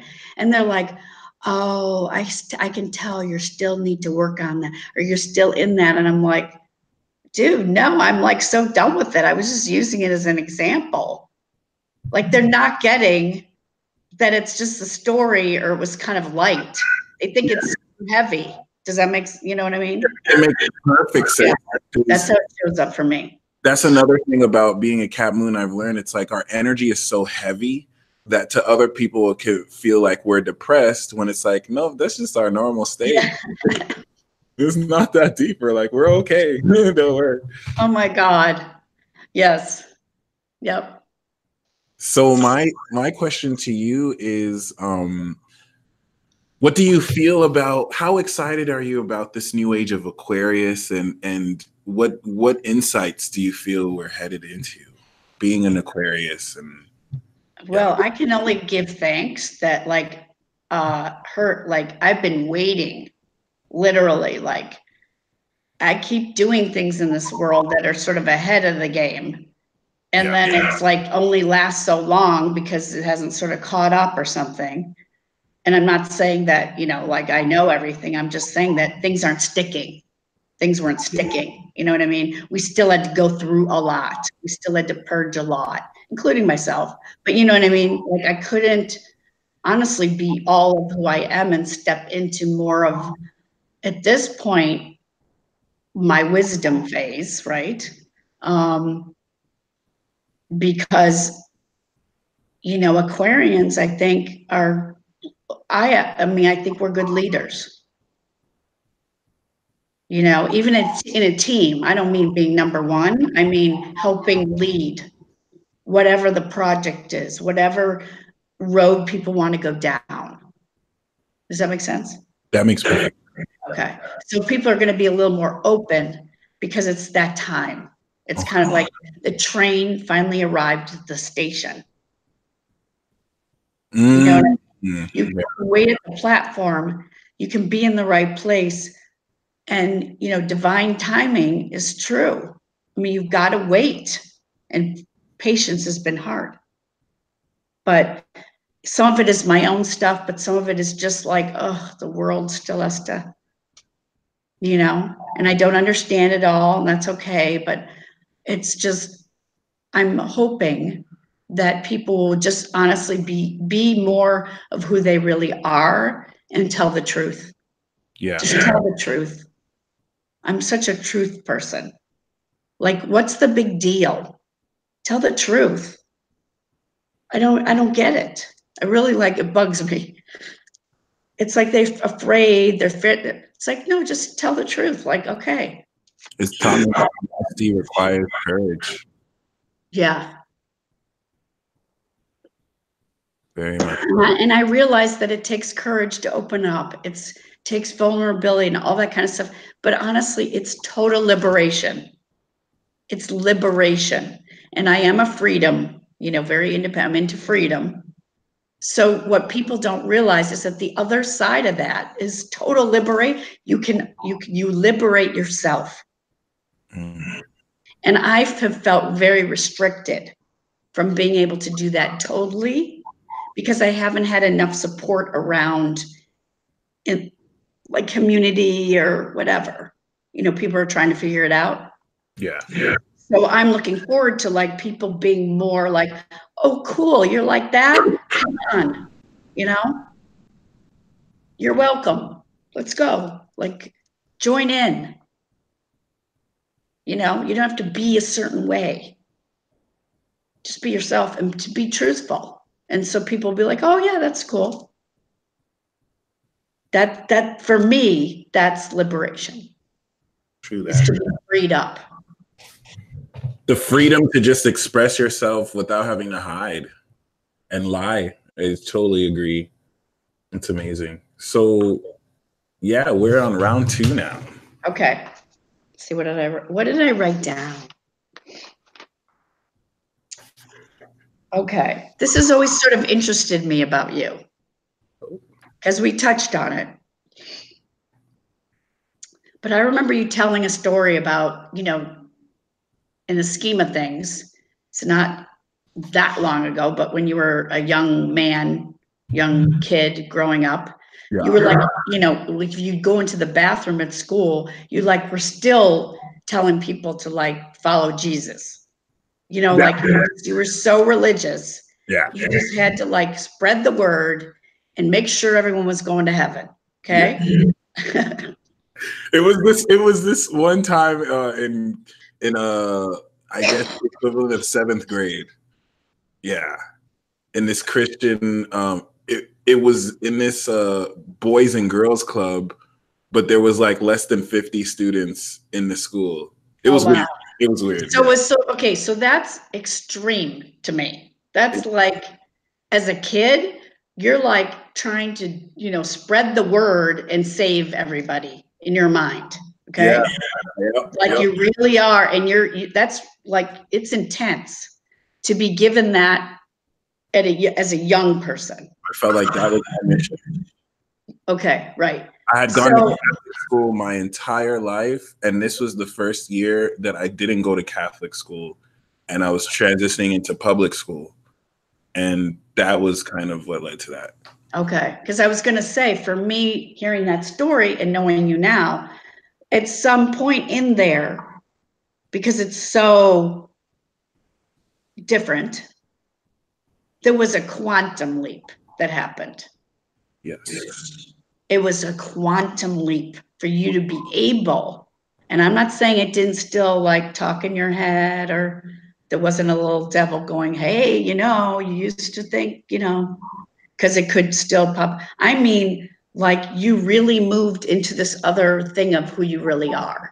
That's a huge quantum leap to leave, basically, for me, very extreme religion.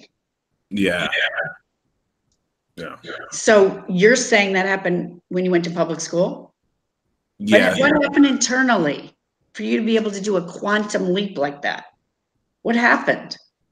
So what really to quantum away from Christianity? Yeah, well, in that way, because that was intense.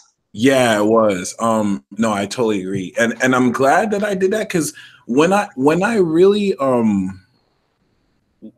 that really taught me, little did I know back then, it's only now that I'm thinking of it, that taught me that spiritual warfare was real, because the way that went down was a straight movie scene. Like I go asked to use the bathroom, I go downstairs into this other world, because we basically were upstairs. Each room was like for a grade. Like you would have one person in the 8th grade, 2 people in like this. It was weird.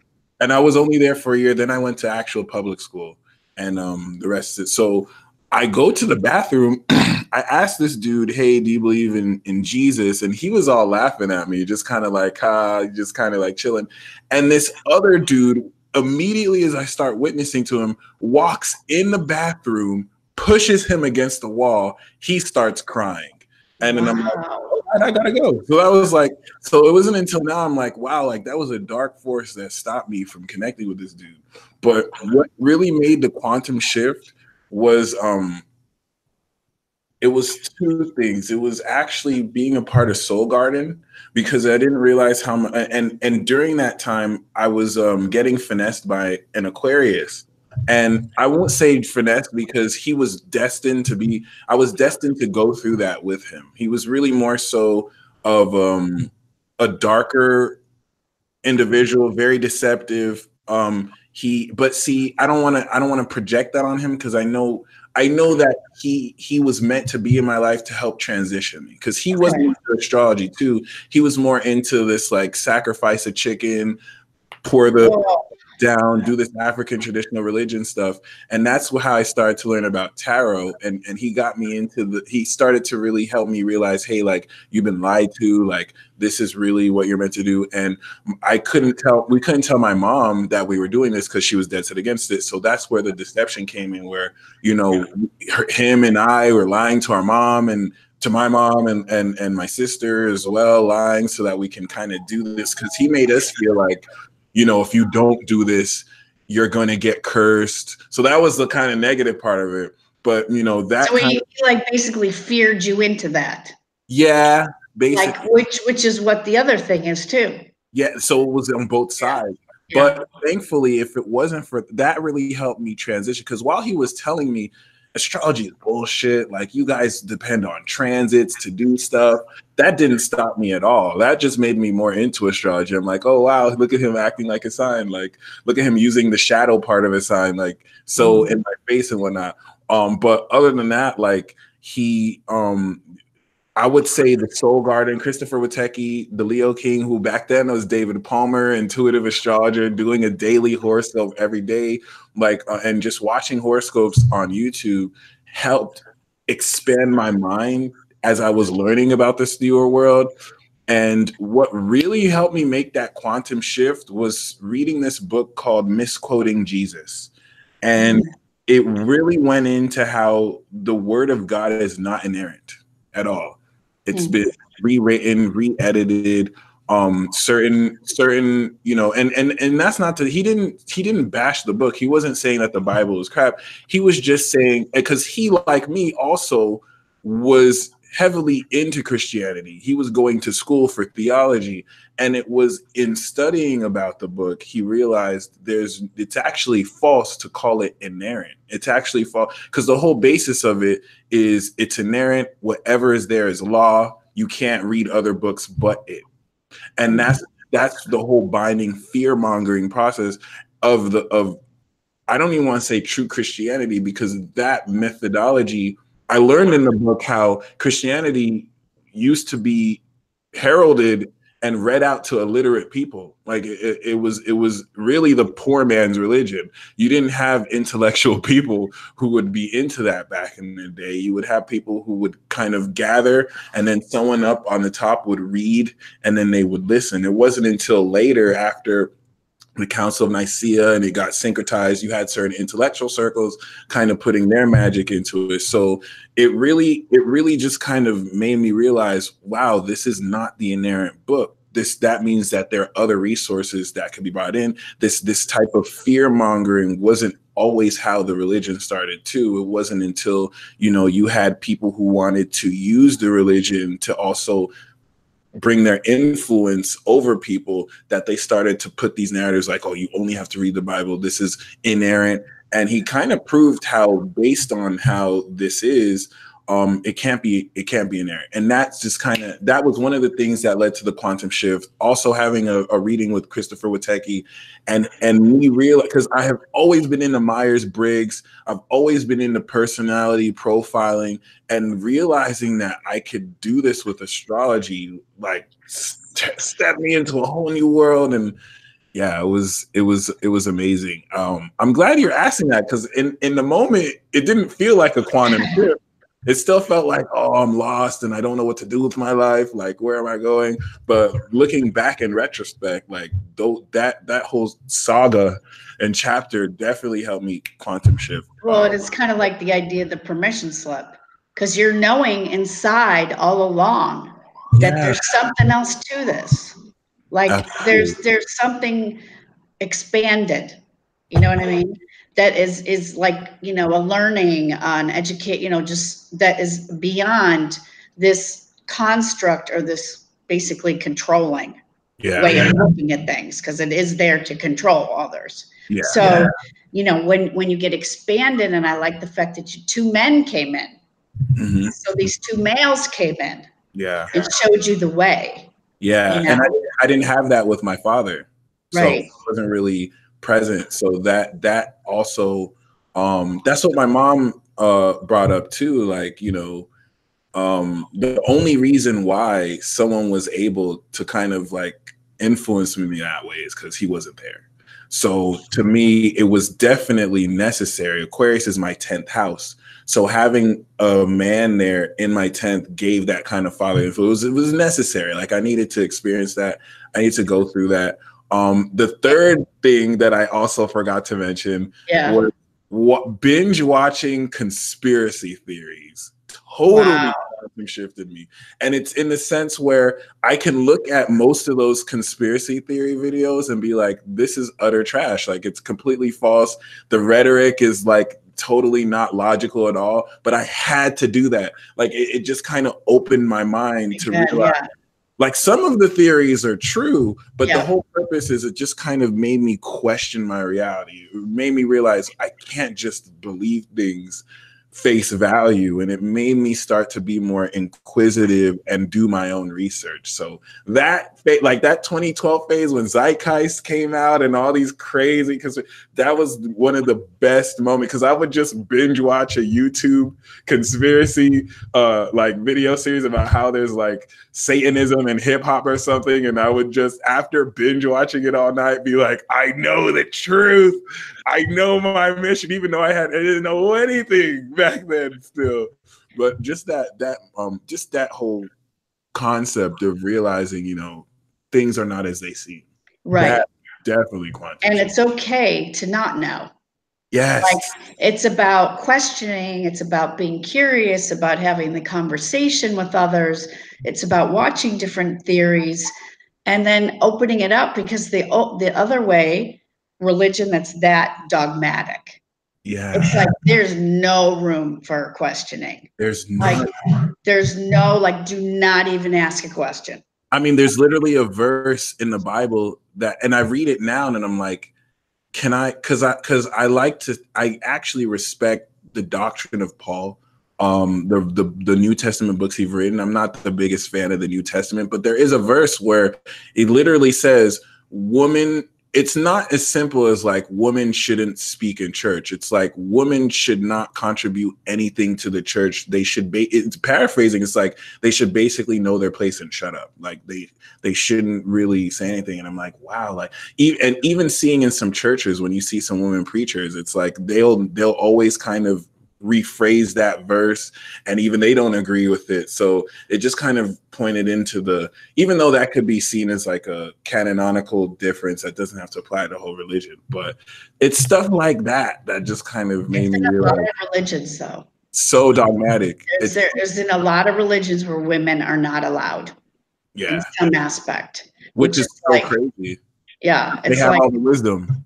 The magic wisdom. So you have to think to yourself, well, why are women so afraid? Because one, we weren't allowed, and two, we could be burned at the stake. And there's some women who actually agree with it too, which is like, I guess you could not Stockholm syndrome, but it's like, they feel like they follow the Bible so much, they feel like, yeah, like that's our place. Like we shouldn't say anything, at least in the church. And it's kind of sad, because it's like, I know you're not a stupid person, but it's like you let something completely blind you, right? Because you're so, it is. But my second question for you is, what are the 3 no-nos when it comes to counseling people, giving people therapy, reading people, healing people? Oh gosh, that's a great question. Yeah, that you should never do. I never tell people who they are. Ooh. It's for them to tell me if they want to. Okay. So it's going to be an open-ended question, let's say, to get them to go further on their journey. It's not like, well, you're this way, so blah, blah, blah. So when, like, let's say astrology comes in, it might be like, hey, you've got this sign supporting that, how does that work for you? Or how you have that. But I don't tell people. Yeah. That's true. And I'm going to say the one that I said about any kind of communication, which is I can't assume anything. I can't assume I've tuned in just right and I know exactly what to say. I might have to ask and go, did that feel right for you? Did that make sense? Did that, because I might be off, or they're not ready for it, or because that could backfire. Yeah. You know, you hit a resistance point and then you go, oh, they can't stand you because you just brought up something that they weren't ready for. And so that your desire to help them is just backfired because the timing was wrong. Does that make sense? Yeah. Okay. Oh, well, the third no is to, like, honestly, like, just respecting the role of, not that you're higher than, but that you're objective. And so, yes, you may become friends later or tell like some stories that make sense, but you're not like going to be buddies right away. Yeah. You don't cross that line. There is a boundary line. And Yeah. also to be, you know, even from my end, I don't want clients calling me at all hours or something. Like, you've got to still have a boundary for their sake and safety, so that someone can safely do their work as well as mine. They're both respected. Right. Because I was thinking of how, especially given this like having sex with clients, for example, maintaining that professional boundary. Like, I mean, it is possible.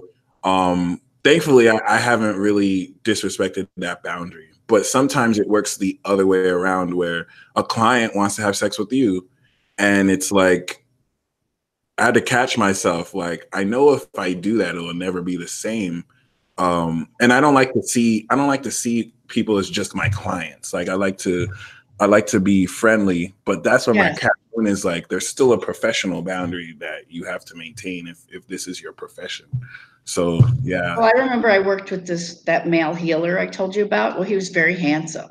And he was married and had a kid.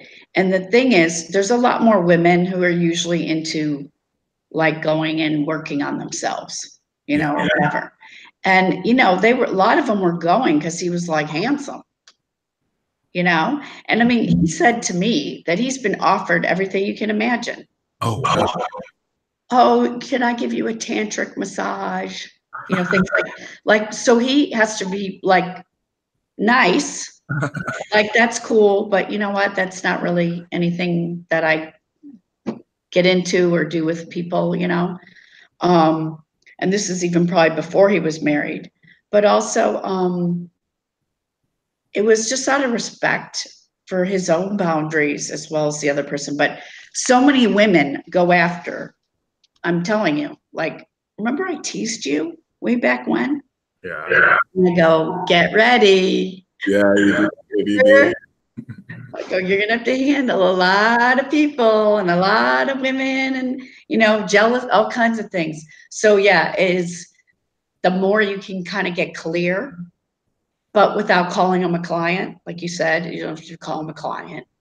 I do know specifically that does actually, they're gonna visit Vegas soon, and she has mentioned like doing that. And now the cat moon in me is like, make sure you like don't do it. But the Gemini in me is like, have fun. So it's like, yeah, I'm gonna have to make that decision. Of course, keep even though it won't be in the context of something professional, it's still scarier when it's real. Well, it's different than like meeting people because you're all into astrology or you're like-minded, and then see what transpires because two people like you're attracted and whatever. Yeah. Then someone who you only know because you did their chart. Ah, I see. Okay. Yeah. Like, and then they show up and go, I want to meet you, because they like your YouTubes and they're in the chat room and you did their chart. That's different. Okay. So that's where I feel you, like, if I were you or me, you know what I mean? Like, the integrity part around that could be misinterpreted. Yeah. So it jeopardizes possibly your credibility. Yeah.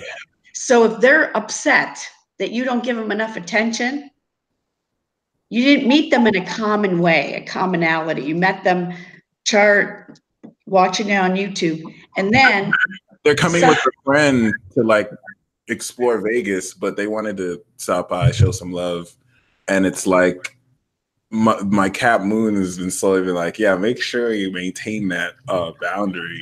And yeah, just I would meet them somewhere. Mm-hmm. You know what I mean? Have a drink, whatever, feel it out, and then decide if you're going to stay or go. But watch out, because it plays into what you do for a living now. Exactly. Yeah. And to stand up for that and to be integral. Actually, I'm not gonna lie, dude kind of asked if they could stay over, and that's when I'll be like, nah, I'm good on that. Sorry. It's just you're putting yourself at risk. Yeah, no, it's true. With your work, that's all. You know, because then they go, well, we stayed at his house. Well, one, if they say that, you might get a bunch of other people showing up, right? Exactly. Two, if they didn't get what they wanted, or one was just whatever, who knows what they could say? It's just a setup. It's a setup. Temptation. Yeah. Tempted me. I'm gonna pass this test though. But you can say, look, you know, I thought about it. Mm-hmm. I don't think it's kind of cool to be doing that, but I'd love to get together. You know what I mean? I can help you find a place or direct you in the right whatever. True that. Okay. Thank you, by the way. Much needed advice. Yes. Are you texting them right now? Yeah. Like, hey. Okay. Are you ready for my question? Yes, the final question. Okay. This is something that happens, at least in my field. Have you noticed at different times you'll get like a trend, I'm going to say, even if it's for like a couple months, of certain clients with the same issue, or they're all the same sign? Have you noticed any kind of where you see these waves of like, oh wow, I have like all these people who've got the same issue coming to get a chart reading or whatever? Like, yeah, around the same time. Great. So I wouldn't say I notice it with a specific sign, but I do definitely notice trends. I think it's happened so commonly. I don't even see it as like a thing anymore. I'm almost used to it. But no, that's a really good question. Usually it's going to be around. There was a time where it was during that twin flame phase, and it's like, oh my gosh, yeah. And it wasn't even as simple as like people just wanting to know who their twin flame was. It was this trend where it's like people were dealing with having strong like trying to understand their strong connections or emotional projections towards people, and trying to like move on, but also still being drawn back to it. And I actually did notice that it mirrored what I was going through too, which made it even weirder. So like I'd be having people talk to me about it, and what they'd be going through is exactly what I'd be going through. And it's like, damn. So it made it more personal to counsel and whatnot.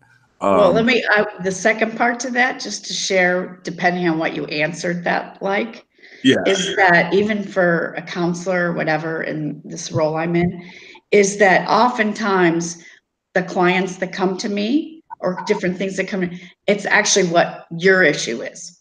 Yeah. So, go ahead. So that happens to me. I mean, it happens to whatever, if you're in that position, it's like, why am I all of a sudden getting couples with problems? Or why am I all of a sudden getting a bunch of dudes that are, and it's like, I'm having similar stuff, and you have to be really cognizant of it because you don't want to like leak onto them. Yeah. But you're learning. it's amazing because Christopher Witecki said this a long time ago when he was speaking to me, and he said, I think he tied it to the moon in Capricorn, but the way he was saying was you're a bit special in how you consult people, because the way your energy's set up, everything that you're counseling people or what you read is actually giving yourself a reading too. And I was like, wow, that's crazy. Well, more than he realizes, that happens to him too.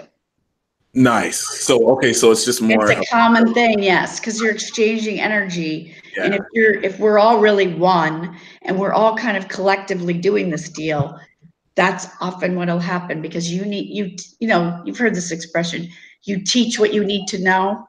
Yeah.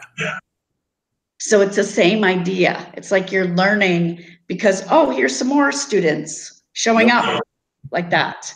True that. So it's not just because of that in your chart. I think there's a thing around when you're in the teacher role or a guidance role, that it bumps you up or me up or whomever to also rise up to that spot, if you're willing to take that on, to go, look what's showing up. You're like, hello, you're being woke up to something. True that. Very true. Wow, that's amazing. And it keeps you from being like in this, like, oh, I'm higher up than you. Yeah, it does. It really does. You know what I mean? It keeps you humble. That's the one thing I love about what I do, because it constantly humbles me. Getting the feedback.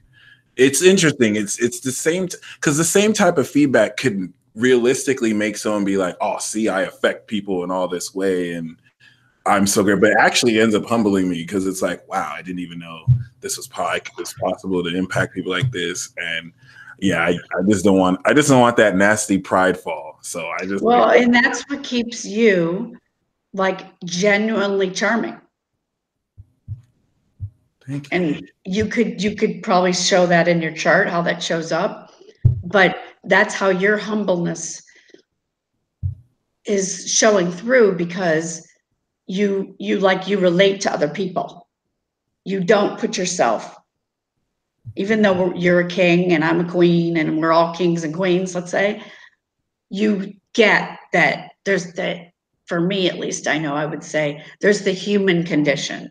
There's the humanness around all this, you know? Amen. Uh-oh. The Aquarian just made him yawn. I gotta get some more. I started to yawn in the beginning a lot too, and I was like, is this an Aquarian thing again? But my final question for you is, what are your 3 favorite zodiac sign energies, and what 3 give you the most challenge? Okay, I got to toast to that. Hold on. Okay, my 3 favorite. Is that what you just said? 3 favorite. Okay. And then the 3 that give you the most challenge. Okay. The hot seat question.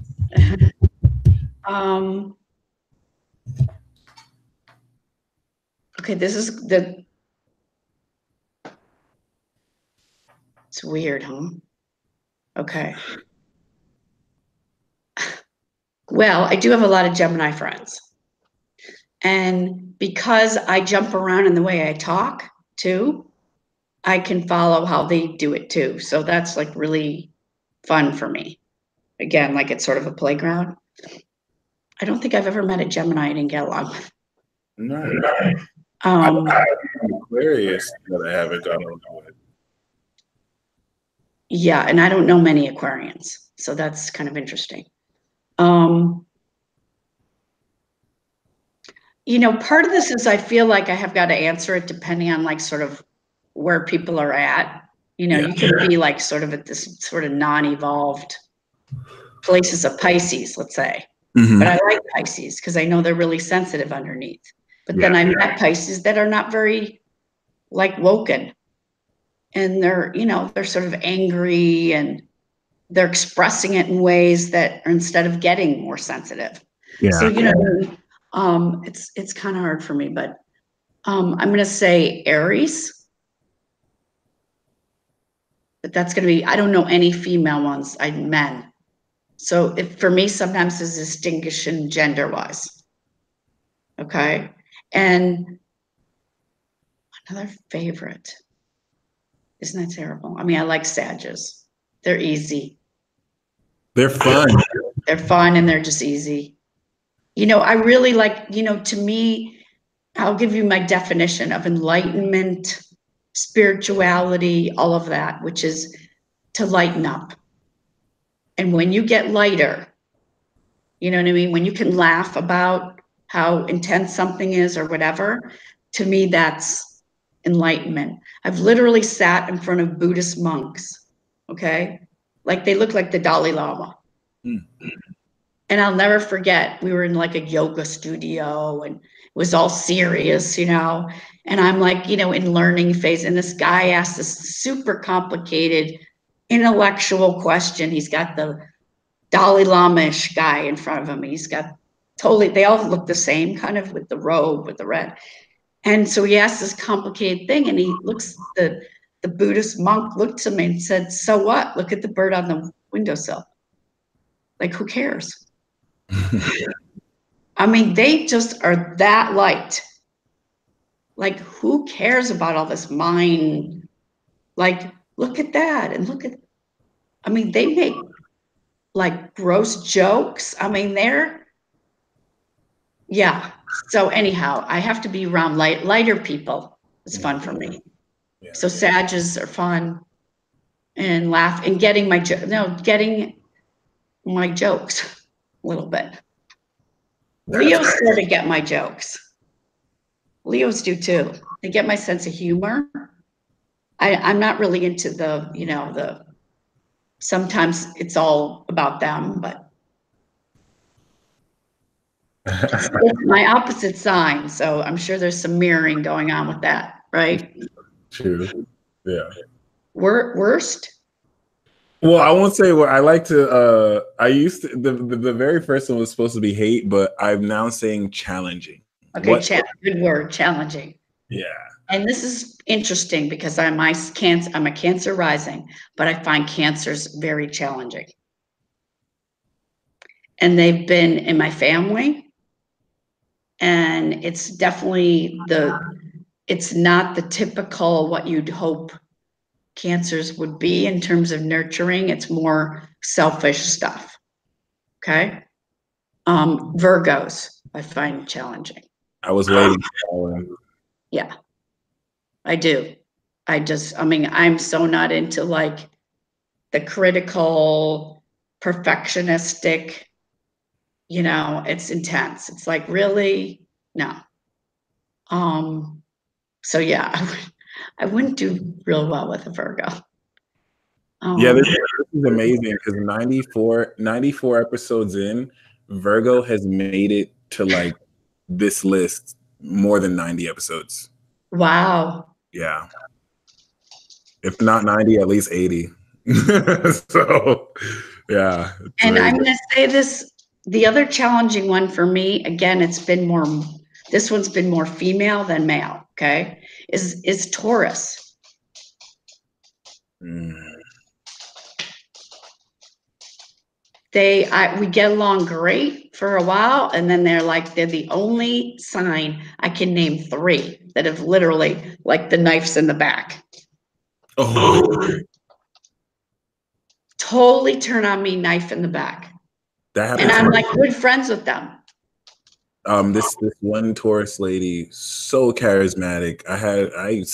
It's weird because I still have I still feel positively connected to her. I have to remind myself how much she completely betrayed my mom. It was so bad to the point where like she would tell my mom that I said something, but what I told her was totally different. But my mom would tell me and be like, hey, this is what she said. I know she's trying to pit us against each other type stuff. She totally robbed my mom blind, but she's just so charismatic. Like I would really stop if a woman told me I'm a Taurus. That's how bad, I mean, seriously, because they were all so bad in terms of what went down at different times in my life.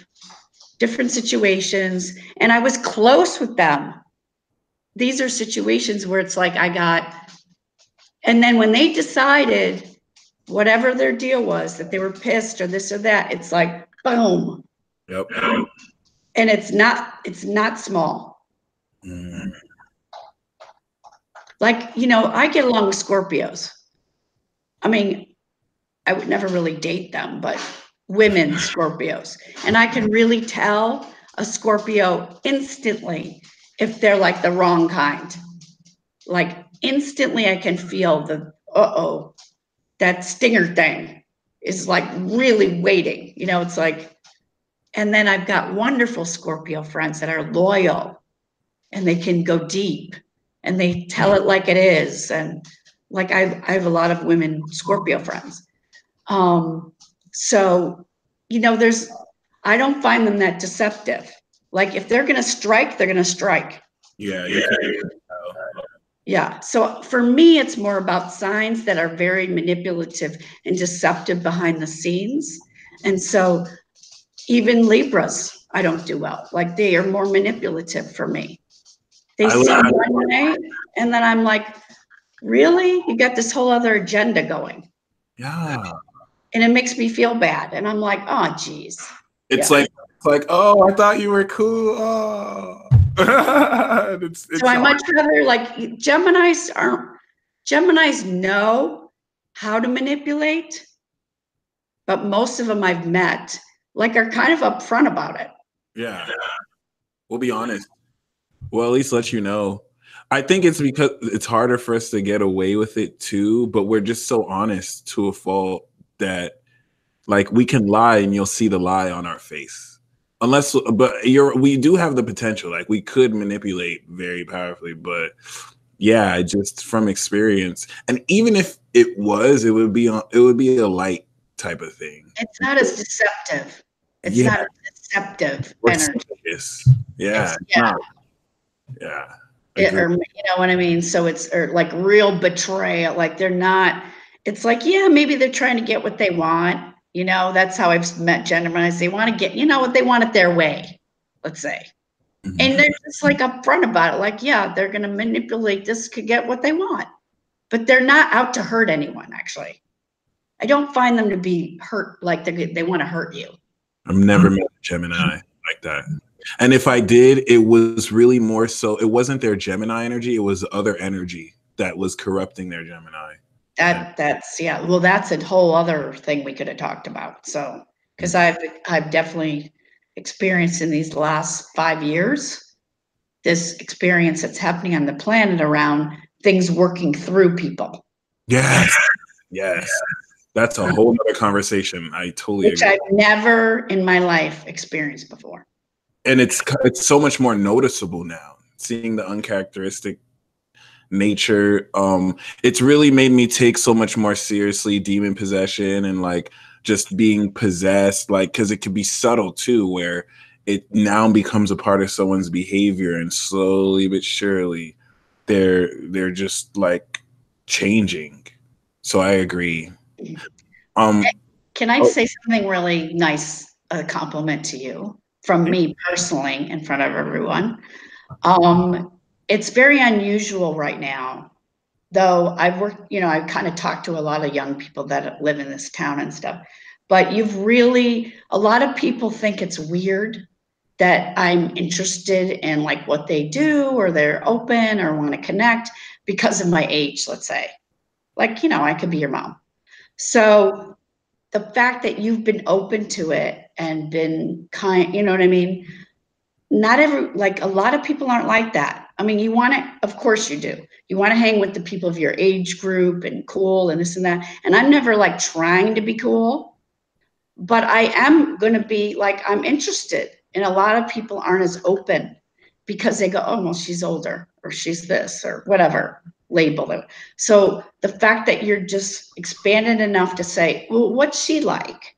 You know, and not be suspicious of like, well, what's her deal that she wants to be like, you know, my chart, whatever it is. You know what I'm saying? People are uncomfortable with like just expanding the idea of time, age, you know, just out of the box. It's out of the box. And so I really, really appreciate that because it's been hard times on the planet. Yeah, and I met you at a time in my life where I was even more closed off than I am now, and I've been kind of keeping people at length's bay. So I'm grateful to you that I've been able to trust you wholeheartedly, and I've definitely not, especially around the time where I didn't know who to trust. So that exactly, yeah, I get that. So yeah, I mean, because I have to have those experiences too. Otherwise, I don't trust anyone. It's like, oh, geez, you know, or because rather not even knowing who to trust when I was trusting in the wrong people who were deceiving me. So definitely knowing that you were true, stayed true. So yeah, grateful. and I'm always here for that too. So I know you are extending a 30% discount sale for anyone who contacts you through. Yes. So if you guys are watching this and you want a therapy session with Lisa, let them know you came through me and she will discount it. So what services do you offer and how can people reach you? I put your website in the description box below as well. Yeah, and there's the email there. So it would just be like, let me know that you came through, you know, PD, because I'm pretty referral based. It's a very confidential experience, meaning, you know, it doesn't, information never goes anywhere. Names, that's all a big deal in my world. And I work with people on Skype. If they don't want to look at each other, if you don't want, then we would do it by phone. But it's any life issue, anything. I've dealt with it all. And it's actually going to be fun. It's fun. We want to make it where like, it is a brave quest to open up and say, this is something I'm really upset about or struggling with, or this happened to me, and I want to work through it. I don't want to stay stuck in this deal, whatever. I've heard it all. Nothing's going to freak me out, and I'm not going to judge you. So the one-on-one, and it's helpful to do more than one. And I also do something I've actually offered to you, which is ancestral work, which is to clear out stuff that you're not even aware of, that's been passed down to you, that you're still carrying. It's like, so that it's a huge influence that's happened in your life, along with, and if you're doing astrology and basic stuff, I can like fast track you. You know what I mean? Because then I'm also going to speak your language, because, I know I'm talking to a Scorpio, or I'm talking to a, and because I deal with people of all backgrounds, all ages, everything. I mean, I just have I just enjoy it. It's something, it's a passion, So awesome. I just updated the link below to where you can at least click it now too. So I'm also into really health and wellness, so I can network people. So if you want to, you need some advice on how do I handle my body or my situation with this, and this, I'll be like, integrate this, integrate that. This is someone you might want to check out. You know what I mean? I've got so many resources that I love to share that, because this isn't about me. This is about us. So it's really about sharing all that. So that's a big thing for me. And I hope to, I love getting it in return, to be honest. I need support. We all need support. And at this point also, I'm looking to partner. I've got a couple really cool projects I'm working on. And I love partnering with people that'll, give a whole new perspective of it. I don't know how to do the technical work. I don't maybe know how to do creative parts too. I want to revamp this manual of the spiritual laws. When I did it the first time, I had an illustrator. I had all these people got involved, and we all did it together. So there'll be other things like that where I want to totally, we work together. Yeah. No, I look forward to that. Definitely. And to close, do you have any word of advice for people walking this spiritual path?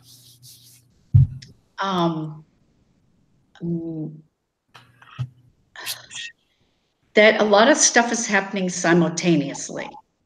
So as hard as it is at times, you can also figure out ways to make it kind of interesting or curious or fun, like you're on an exploration,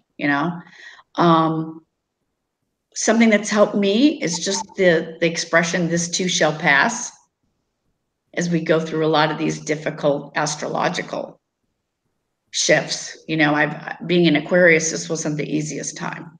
So I had to literally go, take care of yourself. This will pass. You know, it's like, what do I eat? It's just been basic. Sometimes it's just keep it simple. And honestly, don't be afraid to open up, because you're going to make your world much more interesting.